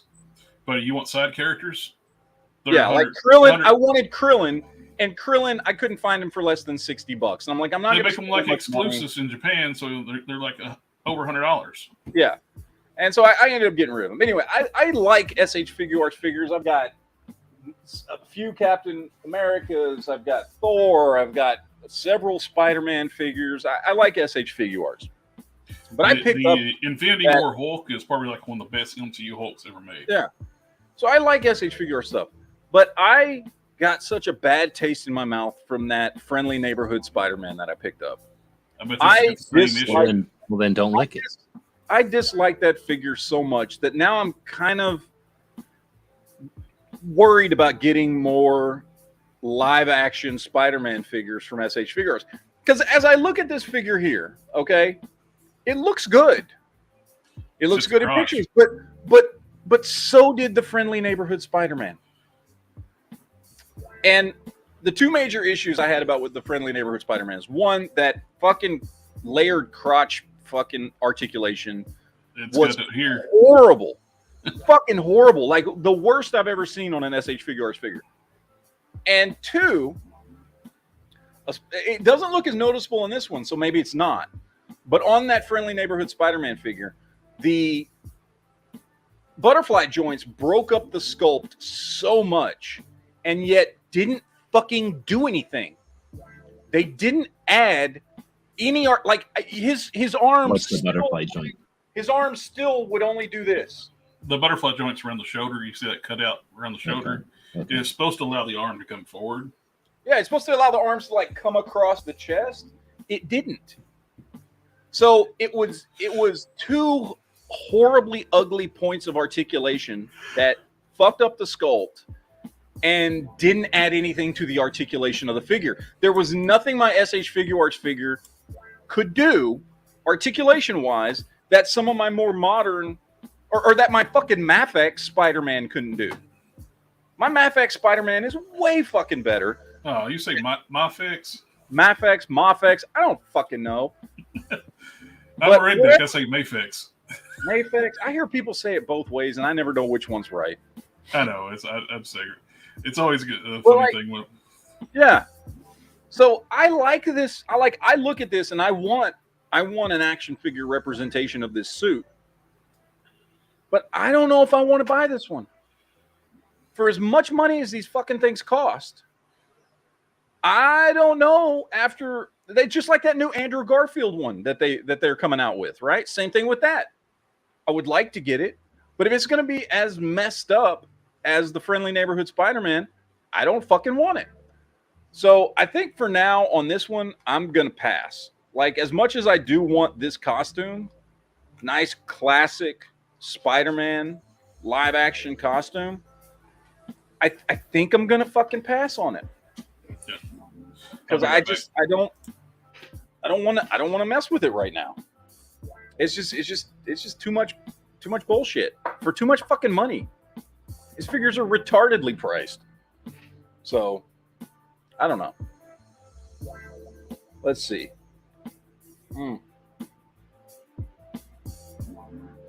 Eduardo in the chat says GameStop's still around. Yeah, there's a bunch of GameStop. I got like 3 of them all within about 15 minutes of my house. There's a bunch of GameStops. If like within 30 minutes of my house, I think I've got 6 different GameStops. So, yeah, there's a bunch of GameStops out there. What's up, I don't Biden? think I have any GameStops that close to me, but then again, there's nothing really that close to You me. live out in the boonies, though, don't you? Yeah, I live out in the sticks, you know. Tim, you were I literally have to go talking. to. We were talking about this a few weeks I ago. literally have to go to a different town to go to a Walmart. Yeah. Well, Tim, we were talking about this. That's only 10 miles over, but still. You're still looking for like a really good Spider-Man for your collection, right? Yes. You need like one really good Spider-Man. Have you looked at any of I them? want one. Like, are you looking for like a Do movie I? Spider-Man or a classic like comic book Spider-Man? I'm kind of wanting a movie one because I kind of want to see if I can find a decent one that's got like the Stark Tech Spider Suit. So I kind of like that shiny metallic kind of look to it. so you want the was it the MCU's version of the Iron Spider? Yeah, something along that lines.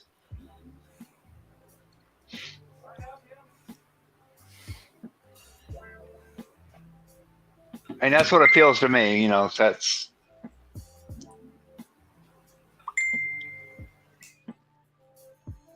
I think I've got a few versions of that too. Yeah, I've got like the Marvel Legends has a few versions of that suit. So I've got like this one here. Hold on, let me blow this up here. I got this one here, which I have a Peter Parker head on. But he does come with a regular Spider-Man head. I got this one, which I don't remember which one's this from. Is this, I don't know if that. No, I think this one was. I think This one was. This one's. I think this one's Endgame, and this one is Endgame or Infinity War. I think this is Infinity War. I think this is No Way Home, the first version, and then this is the No Way Home from the 3-pack, where he's actually got the lines painted on him. So yes, that's a deluxe feature now for Spider-Man. Actually, have web lines. yeah, actually have the fucking web lines on him. So that's the one you like? Yeah, I kind of like that. Yeah, but he's actually pretty easy to get a hold of. You can get him out. The hardest one to get right now is gonna. Well, actually, you know what? No, probably this guy here from the new 3-pack is probably really easy to get right now because a lot of people are selling them on eBay because they just wanted the Tobey Maguire and Andrew Garfield versions from that 3-pack. So they're selling those. Because, like I said, he's already come out multiple times. So they're like selling the 3-pack version. So you can probably find them pretty cheap on eBay. But TC in the chat says, I like Mafex 75. Mafex. Now you got me questioning how I fucking say it. 75 is good, but I like 185 better. That's my favorite one. I like the 180. They did the 75, then they did a second version that was the same as 75. I don't remember what number it was. That had all the dark fucking like not quite cell shading look to it, but all the dark comic book shading on it, which I didn't like at all. And then they did what I think is the best one, which is don't fall, motherfucker. I just found an auction for the 3-pack Tom Holland integrated suit. Right now, the bids, it's still 4 days and 22 hours. It's at $6.50 in $5 shipping. Yeah, I bet you can get him pretty fucking cheap because nobody wants that one. This, I think, is the best Spider-Man ever, which is Mafex 185, which is just great classic comic book colors. And probably costs about what, $8,500? Yeah. Although if you do what I did, which is sell other stuff to pay for him, he's free. But yeah, this is I think the best Spider-Man figure I have ever seen. End of story. But he's just like a perfect. I've heard some people call him like a McFarlane looking Spider-Man, and I guess in the eyes he kind of is. The body he's not, but the eyes, the head sculpt's kind of McFarlane-esque. But I think that's the best Spider-Man figure, period. Which is just a good classic Spider-Man with the bright blue and the bright red and the big eyes. I love that version. That's my favorite version right there. Let's see. We got more G.I. Joes coming out, which I haven't pre-ordered any of these. I just can't afford to pre-order all these G.I. Joes that are coming out now. I do want this Firefly, though. This Firefly looks awesome. That's one I would like to pick up. I kind of want Nunchuck, too. Don't really care about the Crimson Viper. Don't really care about Snow Serpent. I love Grunt. Grunt, I think, is a highly underrated Joe. Sorry, I had to ring at the dog so somebody started shooting fireworks off on Saturday. Low Light's great. I love that Low Light figure. He's one of my favorites. I have to get. Yeah, I actually have two on order because he's one of my favorites. Yeah, I want this Firefly. I want Grunt and Low Light. I don't really care about the Crimson Viper. Yeah, I passed on that one. Nunchuck's okay. I don't care about Snow Serpent. I do want Tunnel Rat. Don't care about the Cobra Eel. Don't care about Desert Commando Snake Eyes. Hopefully with Tunnel Rat, it's other promotional pictures, they have the arms right. But the one they're showing everywhere has his left arm on the right side and his right arm on the left side. That's what they're showing right there. Yep. But those are the new Joes that are coming out that are all over. Yeah, I have no interest in that snow serpent. No serpent. Yeah, I don't care about him. I don't care about the Crimson Viper. Same. Don't care about the eel. Don't care about Desert Commando Snake Eyes. I did order 2 of the eels because they're Pulse and Amazon exclusives, mainly just for Torpedo, the fight. Yeah. And I picked up a couple of those Fortnite boats for $15 at Ollie's. I don't know. I definitely want the 2 I want the most are Firefly and Grunt. Yeah. Those are the 2. I love Grunt. Grunt was one of my favorite original Joe action figures. I think he's a highly underrated Joe, man. They need to get all the original Joes out. I don't know why they still haven't. I don't know. Oh, speaking of Joes, I finally picked up because I used my original one for a custom.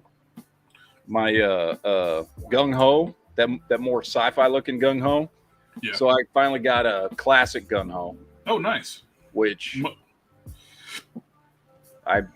this is the one I wanted anyway, is him in his classic look. Oh, I've bought 3 of those original Gung Hos, but I've used all 3 of them for customs. I haven't used any of them as just Gung Ho. Yeah. So, the closest I got to using one of those is Gung Ho. I used some of the Valorverse gear from the version 2 Sarge. Changed his hat out, changed his vest out, and it gets to be close to a Marvel Comics Gung Ho. Yeah. The 2 I've got, one I just kind of butchered and used on a bunch of other stuff, but I've got one as the lead from Extraction. I've got one as a Punisher that I did up as a Punisher. And I like them as that more than I like them as Gung Ho, because to me, this is Gung Ho. Yep. You know, classic Gung Ho. And he's got his proper Marine cover. The tattoo's not accurate because they didn't want to pay to use the actual real Marine logo for some reason. But that's a much better one. Oh, have y'all seen this black and white Spawn? I have not. I think this is a BBTS exclusive. Just basically reissuing the Throne Spawn in black and white. I don't know why. I'm seeing people all online freak out about this, like it's the greatest thing ever. I'm like, why? Yeah, I got the Throne one when it was on clearance, and so yeah. And I eventually want to put a cape on it, but because it don't have a cape. Just you're taking one that was already put out and making it less desirable because it's in black and white. And why are people freaking out about this? I don't know. But it's out there. I think it's up for pre-order right now. So, Indiana Jones and the Last Crusade, they're getting their shit released. That sucks. I would love to have some G.I. Joe 6-inch scale figures in my collection, but nothing that they have put out has looked good to me. I would love to have some Last Crusade figures. I don't like these figures. I was going to say that the figures suck. Look at the knees. You got the butt like a huge flap at the knee. Instead of doing double joint knees, the elbows are single joint swivels. The knees are single joint swivels. And they're paying, they're charging premium prices for these things. I know. None of these figures look good. There's no torso articulation. I would love to have a great Indiana Jones figure. None of the ones they've put out so far. I would love to have a fucking knight. That just looks stupid. It's almost a statue. Yeah. And then Indy, we ever get to him? Oh, there's Henry Jones.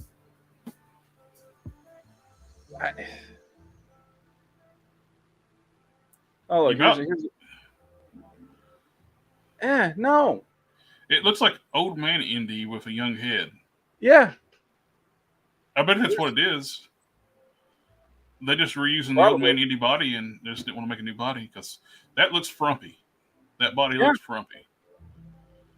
It just doesn't look good. The arms are too long. They're gangly. The shoulders are not wide enough. The articulation scheme's terrible. Hashtag not my indie. No. Yeah. He looks disheveled. I feel like there's probably like some good customs you could do with that head. There's probably better Yeah. bodies and things you could do. You probably do a really cool custom. It's a decent head. I like the head sculpt, but that's it. Yeah, that's basically what you'd be buying it for, is get to grab the head off of it. Yeah, the head and like the fucking guns and holster and shit. Maybe the jacket piece. Yeah. The rest of the body's trash. I don't know. You grab the It's just- accessories, the head, and the jacket, and I'm not. It's just Well, fucking paying disappointing, man. It's not fucking paying $25 for junk. No. Yeah, those elbows look really weird. Now on this one here, who in the hell is Abyss other than apparently DC's version of Moon Knight? Like that's what he looks like. I have no idea. I don't know who this fucking character is. They're releasing him. I've never heard of this character. Same. I don't care. We're going to move on. That's how little I care. This is kind of cool. The new Green Lantern. Not that we have a good picture here, but this is kind of cool. Classic, original JSA Green Lantern. Although that's not what he's supposed to be, right? He's not supposed to be the original classic JSA Green Lantern. What is he? Alan Scott from Day of Vengeance. Some storyline that I've never read. I don't know what it is. I think it's when he was de-aged or something there. I don't know. Is that what it is? It looks like to me, it just looks like a classic Green Lantern. Yeah. That's basically what it is. They can call it Day of Vengeance, but That's not bad. It's not bad. Again, I'm severely backing off of a lot of McFarlane stuff, but it's not bad for what it is. And in Blue Beetle, I actually like the Blue Beetle. that Abyss character first showed up in 2022, February published. So let's make a character that nobody knows. Yeah. Blue Beetle looks cool. Good classic Blue Beetle. Although I got to say, I think I prefer the 2-pack version that already came out. Yep. His goggles are round and he's smiling. And he's smiling. Yeah, and it's Blue Beetle. He's not supposed to look mad all the time. Yep. So I mean, it's a decent figure. It's just a fucking redo of the original with a different head. But Plus, you can get the 2-pack right now. I think for like $35, Oh yeah, it's cheap as shit. It's already on clearance everywhere. and it comes with Booster Gold. Yeah. Like I'd rather just get the 2-pack, which I'd already passed on. But like, if I really want a Blue Beetle, I'd rather have that. It jumped up in price for his. I don't know whether it was weekend because the new one's coming out. And it was last time I looked on Amazon, it was $35, and now it's $52. Oh, 2-pack. shit. Maybe people are seeing this one and realize they'd rather have the other one. That's probably what it is. That people went and ordered that other one, and Amazon's good for that. And there's a surge and like purchase this. Let's raise the price. Yeah, raise the price. And of course, we got our new classic, like original classic Superman. And using the new 52 Bizarro body again. It's like I want this version of Superman, and I'll be honest, I'll probably buy this because I like Superman. I will probably buy this. Boots. The boots are blue. I know, which was Makes not no how sense. it was in Action Comics #1. On the front cover of the book, he's got red boots. I mean, again, I'm a Superman fan. I will probably buy this anyway. But I'm gonna bitch about it. Yeah, seeing the armored like panels on his legs and his torso. Yeah. Well, and they've even got like some of the line work in here. It's for those armor plates for the new the Rebirth's costume. Yeah. He was not like, okay, and I get there are versions of Superman that have been drawn very big, right? You got Frank Miller's version, all that kind of stuff. The original version of Superman was not, he was drawn like a traditional 1930s quote unquote strong man. Okay, that's what his costume was based on. That's what his look was based on. He didn't fucking look like Arnold Schwarzenegger. You know? What sucks too is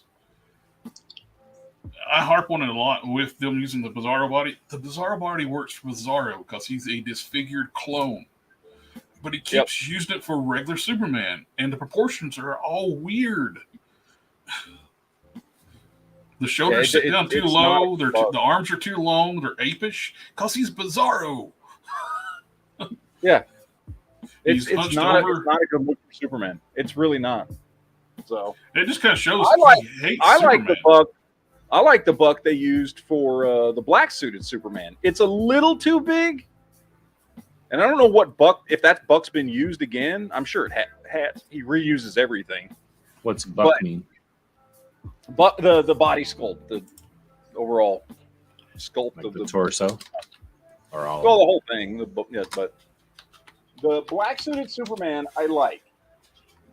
It's toned down. You know. Oh, we got a super chat here. I think it's just got a new torso, but the rest of it is the Bizarro.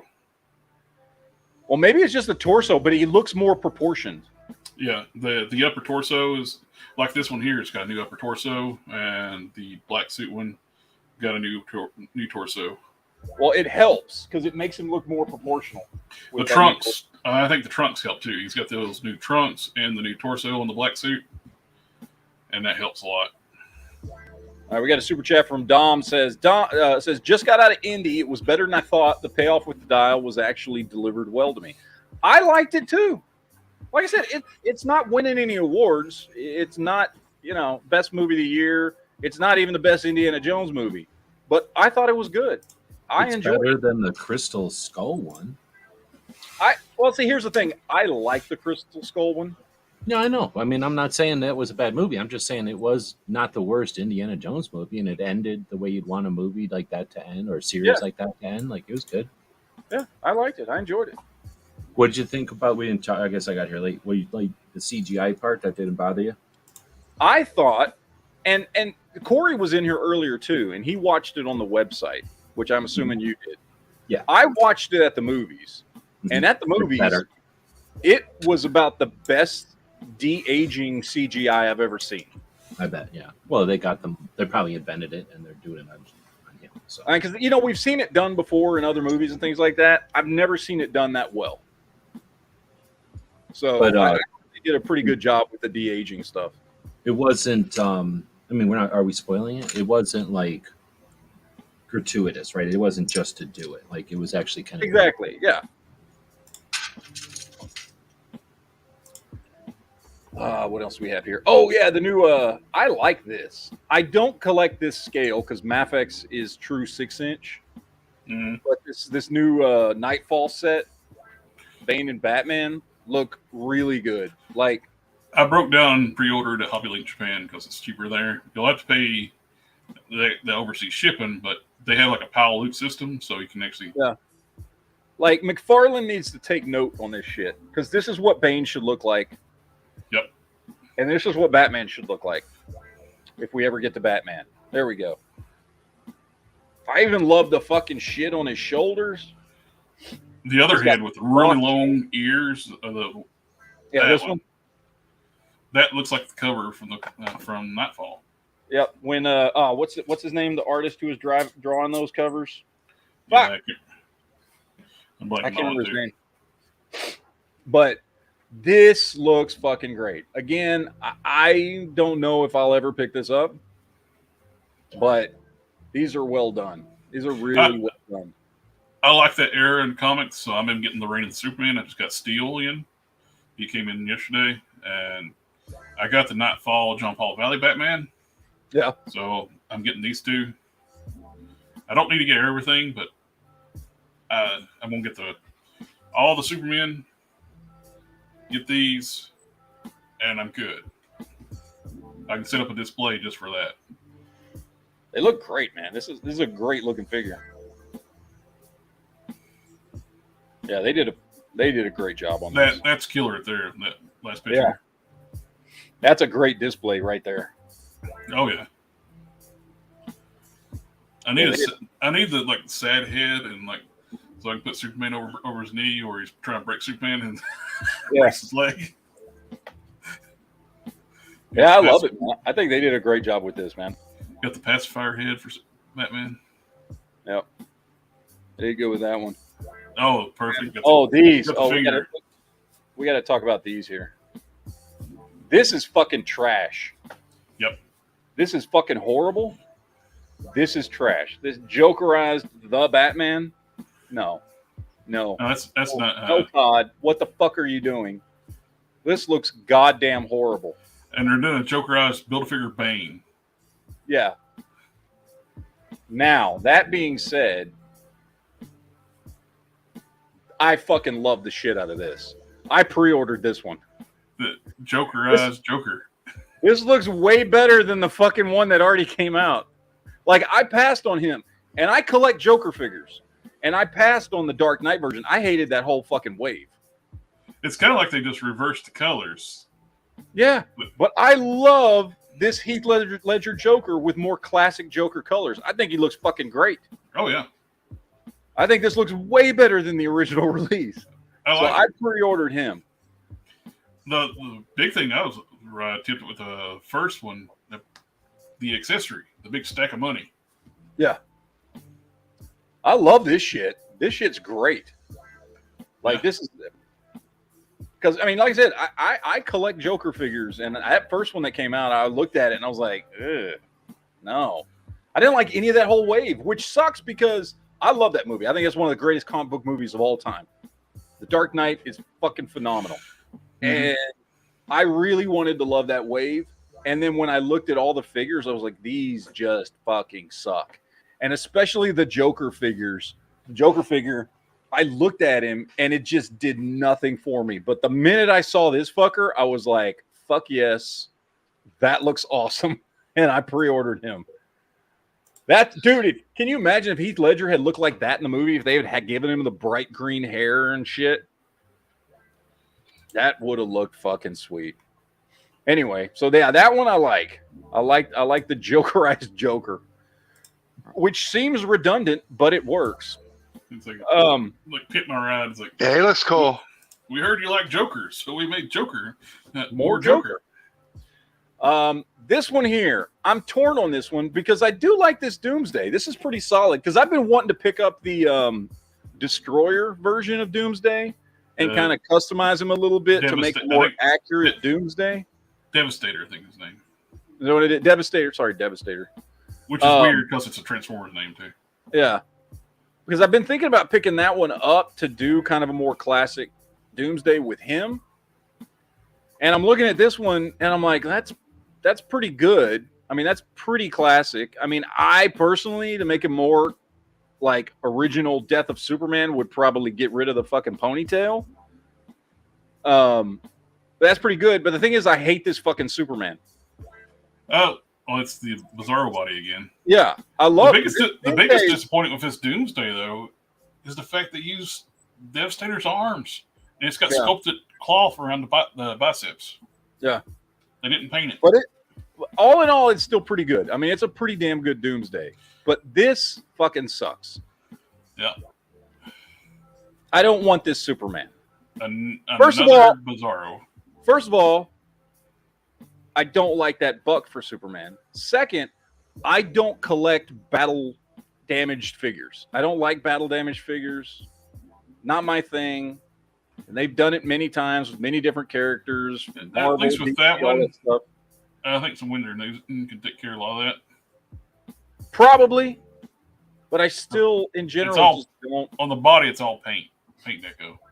The face, where if the face is painted, that's where it could be a little tricky to get the blood off the lip. Yeah, he's got the fucking line. You can still see the lines on his suit and all that shit, which I don't like. Yeah, I don't. I think that Superman will force me to pass on this 2-pack, which sucks because I do want the Doomsday, but honestly, I like the Devastator 2-pack better. I think that's a better Superman in the Devastator 2-pack.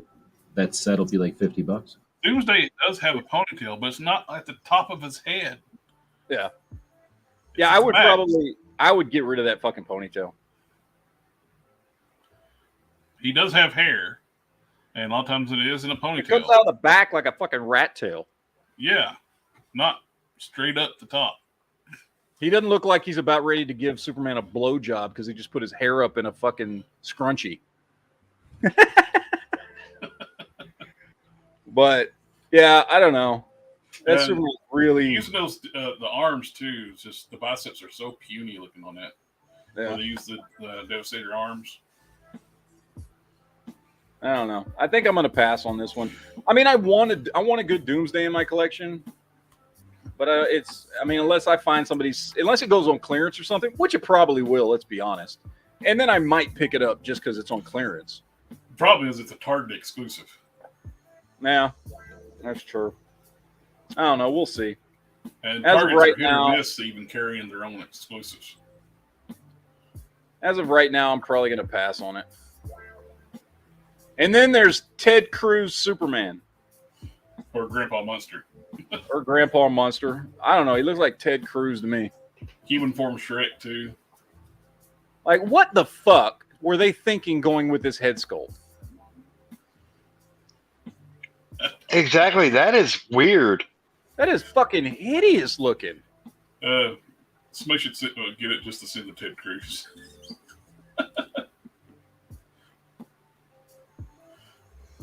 I don't know. And then I saw on this 2-pack, they're calling this 2-pack Superman and Atomica. I thought this was Ultraman. It is Ultraman. Who the fuck is Atomica? Oh, Atomica is that little girl. Oh, is that what it is? That the little minifigure. Because they didn't even get it right. Like they're calling it Superman, and like and then but then the what's it called on the top? Superman versus Superman. That's not Superman. That's Ultraman. His name is not fucking Superman. They call it Earth 3 Superman. That's Ultraman. That's Ultraman. He has a different fucking name. Which I actually like the original Ultraman. I think that's I like that figure. And this one's on the Bizarro body again. Yeah.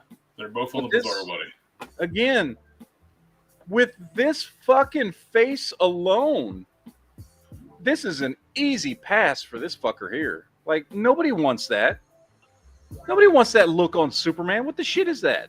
I don't know why he keeps making the Rebirth costume. It's been gone for a long time. Dude, it was only around for what, 4 years at the most, maybe? At most. Then it went to the Reborn costume, which people loved.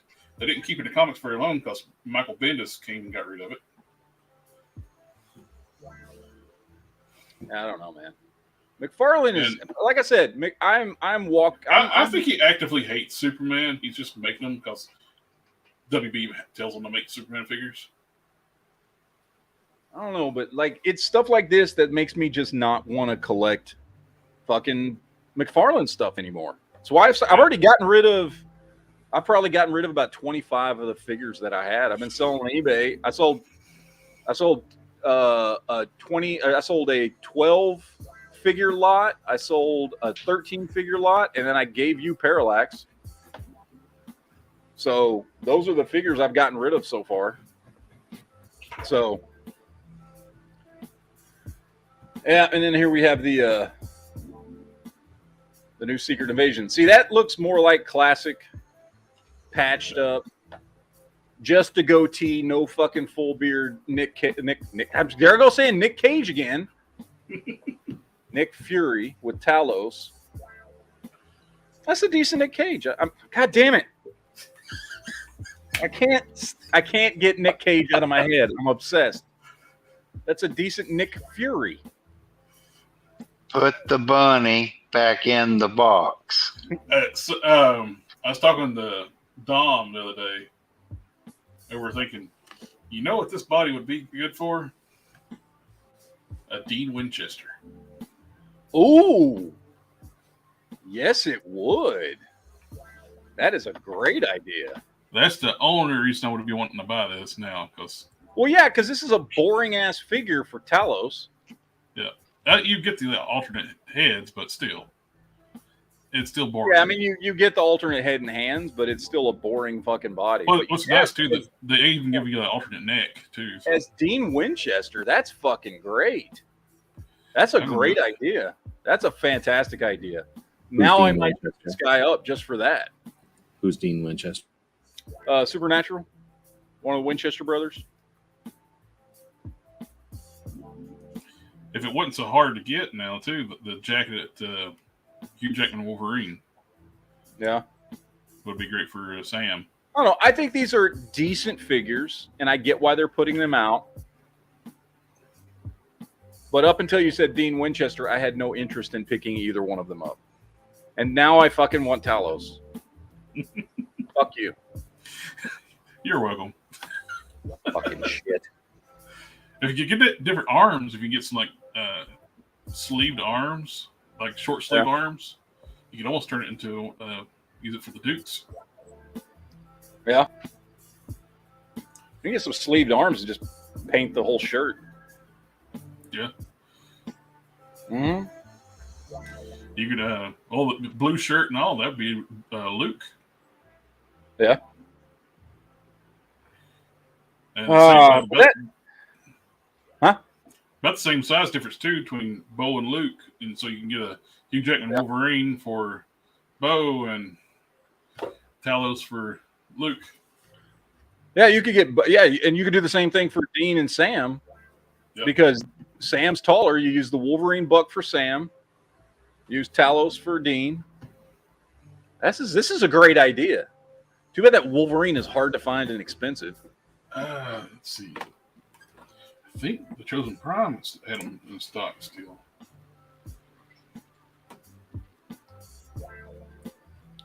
Yeah, I was just going through toy news here. This new Justice Buster thing. My problem with this is while it looks cool, I do not know the storyline this thing came from. So I don't. I mean, I know. Isn't this the one where Court to Owls? I think he used it.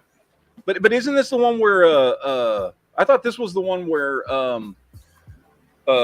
Gordon was wearing the bat suit for a while and he had this Justice Buster armor. No, he had a different one. He had like a blue, more slender, like mech armor. Oh, okay. But he did have like an armored suit, right? Some mech suit or something. Okay, so this isn't that one then? No. Now, I read Court of Owls. I don't remember this fucking thing in Court of Owls. I think it got tore apart. It's very short. Okay. More Batman for McFarlane. Put on your shocked face, everybody. Jesus Christ. He never makes Batman. It looks cool. I just have no attachment to that. Oh. Like maybe for a custom or something. You know, maybe you can make a cool mech out of it. That 20th X-Men 20th anniversary Wolverine is at the stock of Chosen Prime for $27.99. That's a good deal. I'm surprised they got him at cheap because he's an expensive figure. No, that's tempting there. I do like the Anti-Monitor. That's pretty cool. Also, the fact that he's a mega fig, right? Yep. That would make a cool futuristic Colossus. Or even a Juggernaut. Uh-huh. I don't know. Oh, you got Colossus Juggernaut too. Colossus, yeah, you do Colossus Juggernaut. Colossus is the dude that's the boss of Silver Surfer? No, that's Galactus. Oh, Galactus. Colossus is one of the X-Men, the guy that's covered in his skin is metal. Oh, okay. You'd have to cut all these fucking cables off of him. But that's not bad. I kind of like that one. If you wanted to get a Galactus, you could just get a Galactus costume and stand around all your figures, and then that would be the right scale. This is another one I kind of want. Black Light Joker? Yeah, just because I like him in the green suit. Because I've got the original one in the purple suit. I don't care about the black light aspect of it. You know what I mean? It's like Riddler. But I like just Joker. I like that look of Joker in a green suit. Mm. I don't know. I think it's kind of cool. I might pick that one up. That one I might pick up. I don't pick up a lot of variants. Usually if I already have the original. But I kind of like Joker in the green suit. I think he looks kind of cool there. And they did the Blacklight Scarecrow, which honestly, to me, this Blacklight version looks better than the original version. I didn't like that original version. Didn't really do anything for me. Got no good pictures of him, but whatever.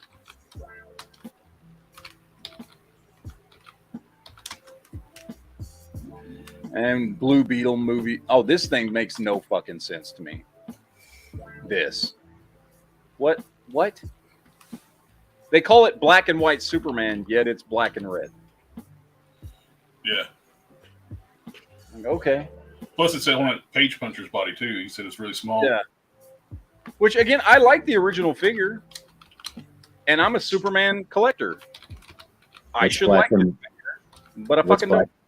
What's black and white and red all over? Superman. Fucking Superman. That's what's black and white and red all over. But, and plus, they're charging a premium price for it too. Yeah. Now this wave here. So I don't care about Carol Danvers. This I'm gonna buy this anyway because it's Captain America, but that face sculpt looks jacked up.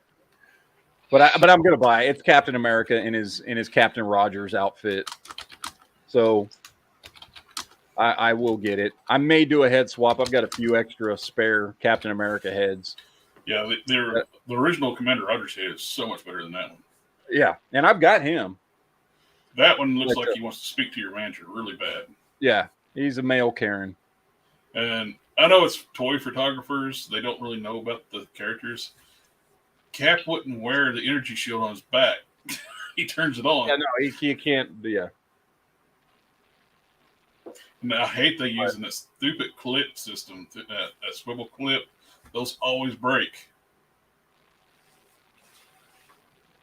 Although I will say, for this particular shield, it is the most accurate to the comic way to attach it to his hand because he basically just wore a fucking thing here and it would, you know.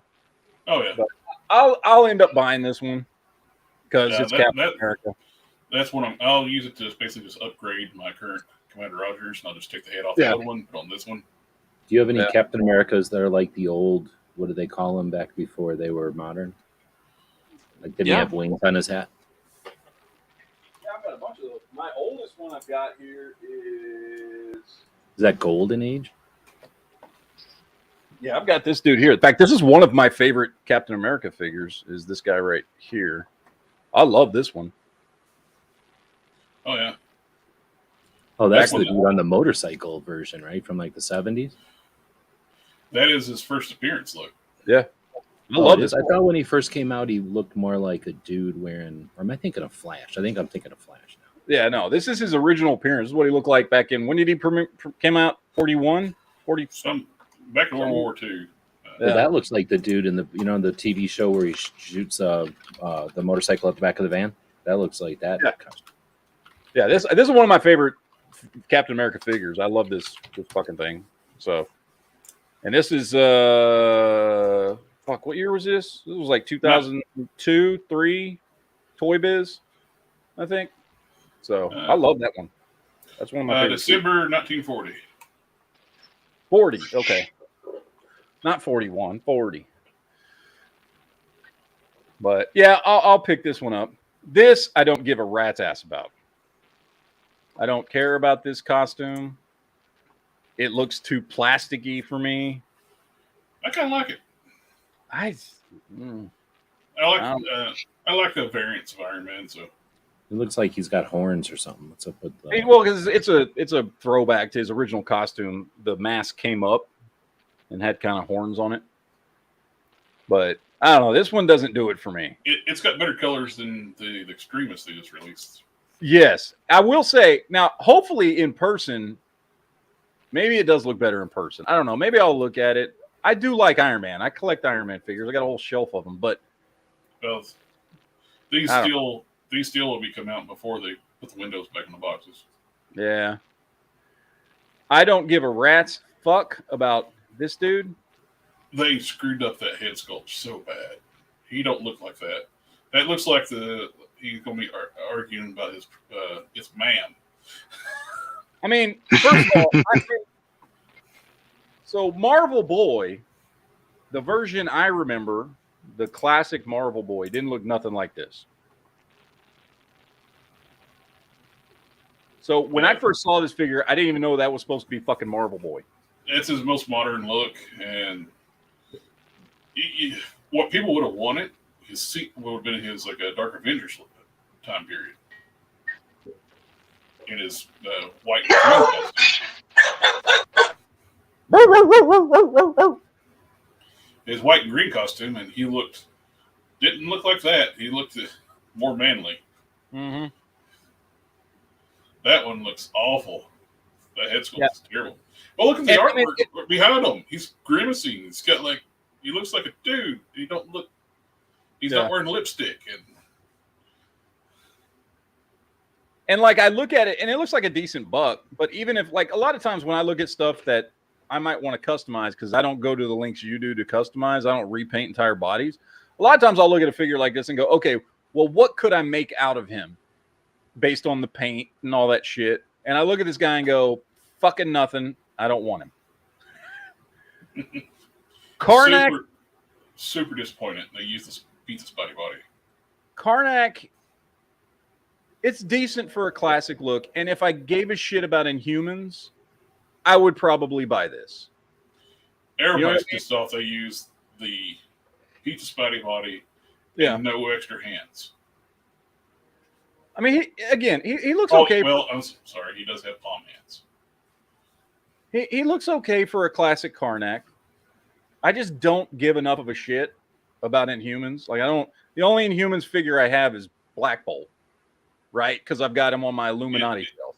It's so scrawny, though. Yeah. That Pizza Spotty body needs to be thrown in the trash. The molds are sent to the recycler. Her, I don't care about. Although it's a decent figure, because I've got the original one they came out with. Because this is why Karnak is on that crappy Pizza Spotty body. They put so much money in these MCU bodies. Yeah, I will say this is better than the original one that came out. I've got the original one because I wanted to put together the Build-A-Figure. And it's not worth selling because nobody gives a shit about it, so I might as well just put it on my shelf. And I will say this is a better figure than that. Oh, yeah, it looks... But I don't care about the character. Yeah. So it's like that one Star Wars... It's like that movie about the Star Wars about G.I. Joe figures. Like they give them a budget for the series or whatever, and then they put all their money into one or two, and they leave the other ones blank. Yeah. Okay. Yeah. That's why Karnak got treated so badly. They got to divide the budget out for waves, and these MCU figures got all the budget. Yeah.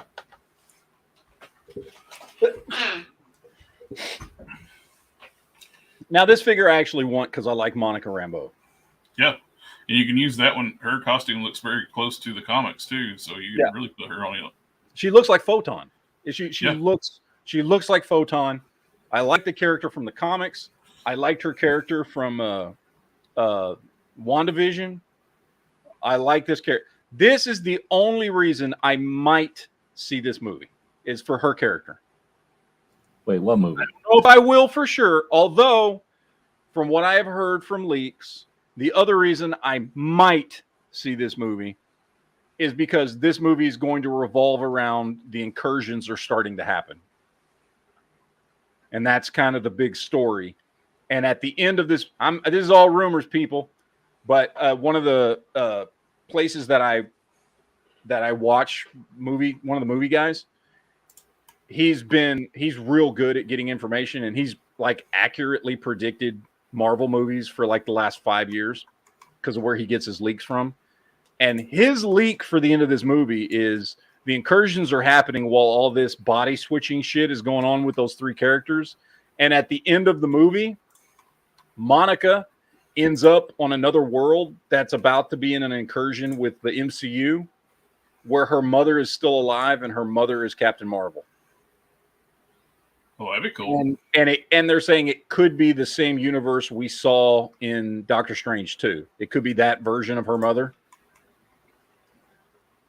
So all this has nothing to do with Spider-Man. That does interest me because I like Monica Rambeau, and that would be cool to see some incursion shit actually happening. So anyway, as far as the figure goes, I will probably pick this figure up. None of that has anything to do with multiverse from Spider-Man, though. Different multiverse. No. So all in all, I will definitely get Captain America and Monica Rambeau. And those are the only two at this point I plan on getting from this wave. The build figure is completely wrong. Yeah. Joe was just drawn as a Hulk, not slender like the MCU in-game Hulk. That looks more like Brawn, but too big to be Brawn. His depowered version of his Hulk form. Yeah. So, I don't know. Yeah, plus, plus one thing too, everybody hated Cho as the Hulk.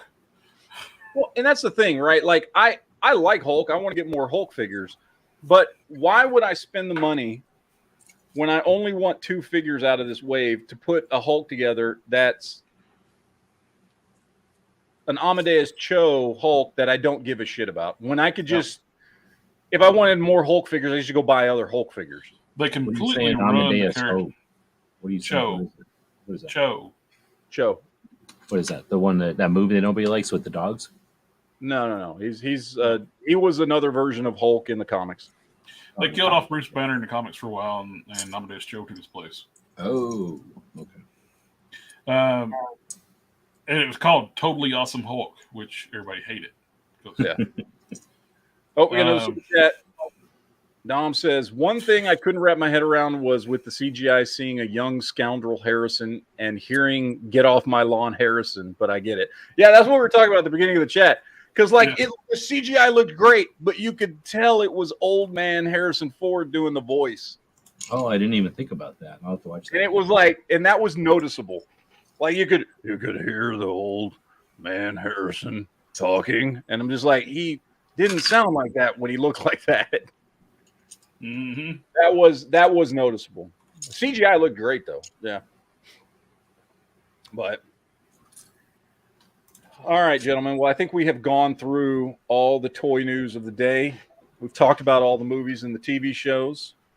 And I think it is time to wrap this one up for this evening. What do you think about Transformers?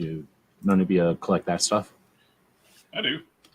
Jared does. I don't collect Transformers, but is this one worth anything? Oops, is this one worth anything? Not after you dropped it twice. No. I'm missing a bunch of stuff. It's called a one move or something. You do all that, and he just turns into Bumblebee. I don't know a lot about the little scup. I do more of the adult line stuff. This is kid's toy, I guess. Yeah. And then it all folds back up, cool like that. Anyway, so I looked it up, and it's worth all kinds of money on Amazon because they don't make it anymore, I guess. That's why I was wondering if you guys know anything about it. Yeah, I don't know. It's kind of neat. As soon as I figured out that you just don't have to be gentle with it, like you can put his arms pretty much anywhere as long as they're like in line with him, and then he comes up and his legs go in, and then he just slams back together. That is a pretty cool transformation, though. Right? Oh, there is a little bit of toy news too. Even has this little Bumblebee head, like in the movie when she's underneath looking at him, his head's in the right spot. Anyway, that's cool. Jazzwares is getting all the anime license, like what Todd was doing. Todd's dropped all the anime stuff, and Jazzwares picked up all the anime stuff. They should, because they do some pretty cool stuff. I mean, I want to see them do more cool stuff, but the stuff I've seen them doing lately, last couple of years, has been pretty. They have some a lot of the old school Toy Biz guys working for them. Yeah. So we can see some actual nice. Hero Academia is like a huge one. Like a One Punch Man, they could do characters from that, and heck, I'd be hooked if they do big figures. We had Kowloon Republic dropped in a super chat like he likes to do right at the end of the chat and say, "Read my chat." To which he said, "Start the chat over. I didn't hear the part about how bad Dial of Destiny was. It wasn't bad at all. I rather enjoyed the movie." Oh, I got. I don't know if you've seen this. I gotta get it. I'm going to get them just for nostalgia. I put it in the private chat. What is this? Oh yeah, I've seen these. The Not dinosaurs. the mama. Yeah, not the mama. And the fact that NECA's doing them, that's Yeah. awesome. Those They are were- really fucking cool looking. I got. I picked up the Ralph and stuff like that. I love NECA's perfect for stuff like that. Yeah. No, those Super do- 7. those do And great. Super 7's like latest pre-order like wave for like their Power Rangers failed. So looks like people are starting to wake up. Like Super 7 puts out crap. Super 7 puts out crap and they charge too much. Yep. No reason. When you got to And come you to can get stuff like NECA's tons of accessory. They try like so. Super 7s cost so much. All the accessories you get. NECA's putting out just as much, if not more, accessories. Yeah. Better sculpts, better paint, better articulation. For less like money. 40% less. They charge like 40% less for better shit. Yeah. Yep. So. All right, guys. They're doing SH Figure Arts is doing a Keaton Batman. Oh, that's cool. Well, to everybody out there in YouTube land, thank you for joining us for Week in Geek tonight. We will see you guys again next week. Do the same thing all over again. Of course, I will be back here. Or, well, not here. I'll be back on NEA on Monday. Jared, you got your chat tomorrow night. Yep. So we can talk about more toys tomorrow. And I think that about does it for today. So you guys have a great fucking weekend, and we will see y'all next time. So deuces, yo, all that good shit, and we'll see you guys later. Live long and prosper.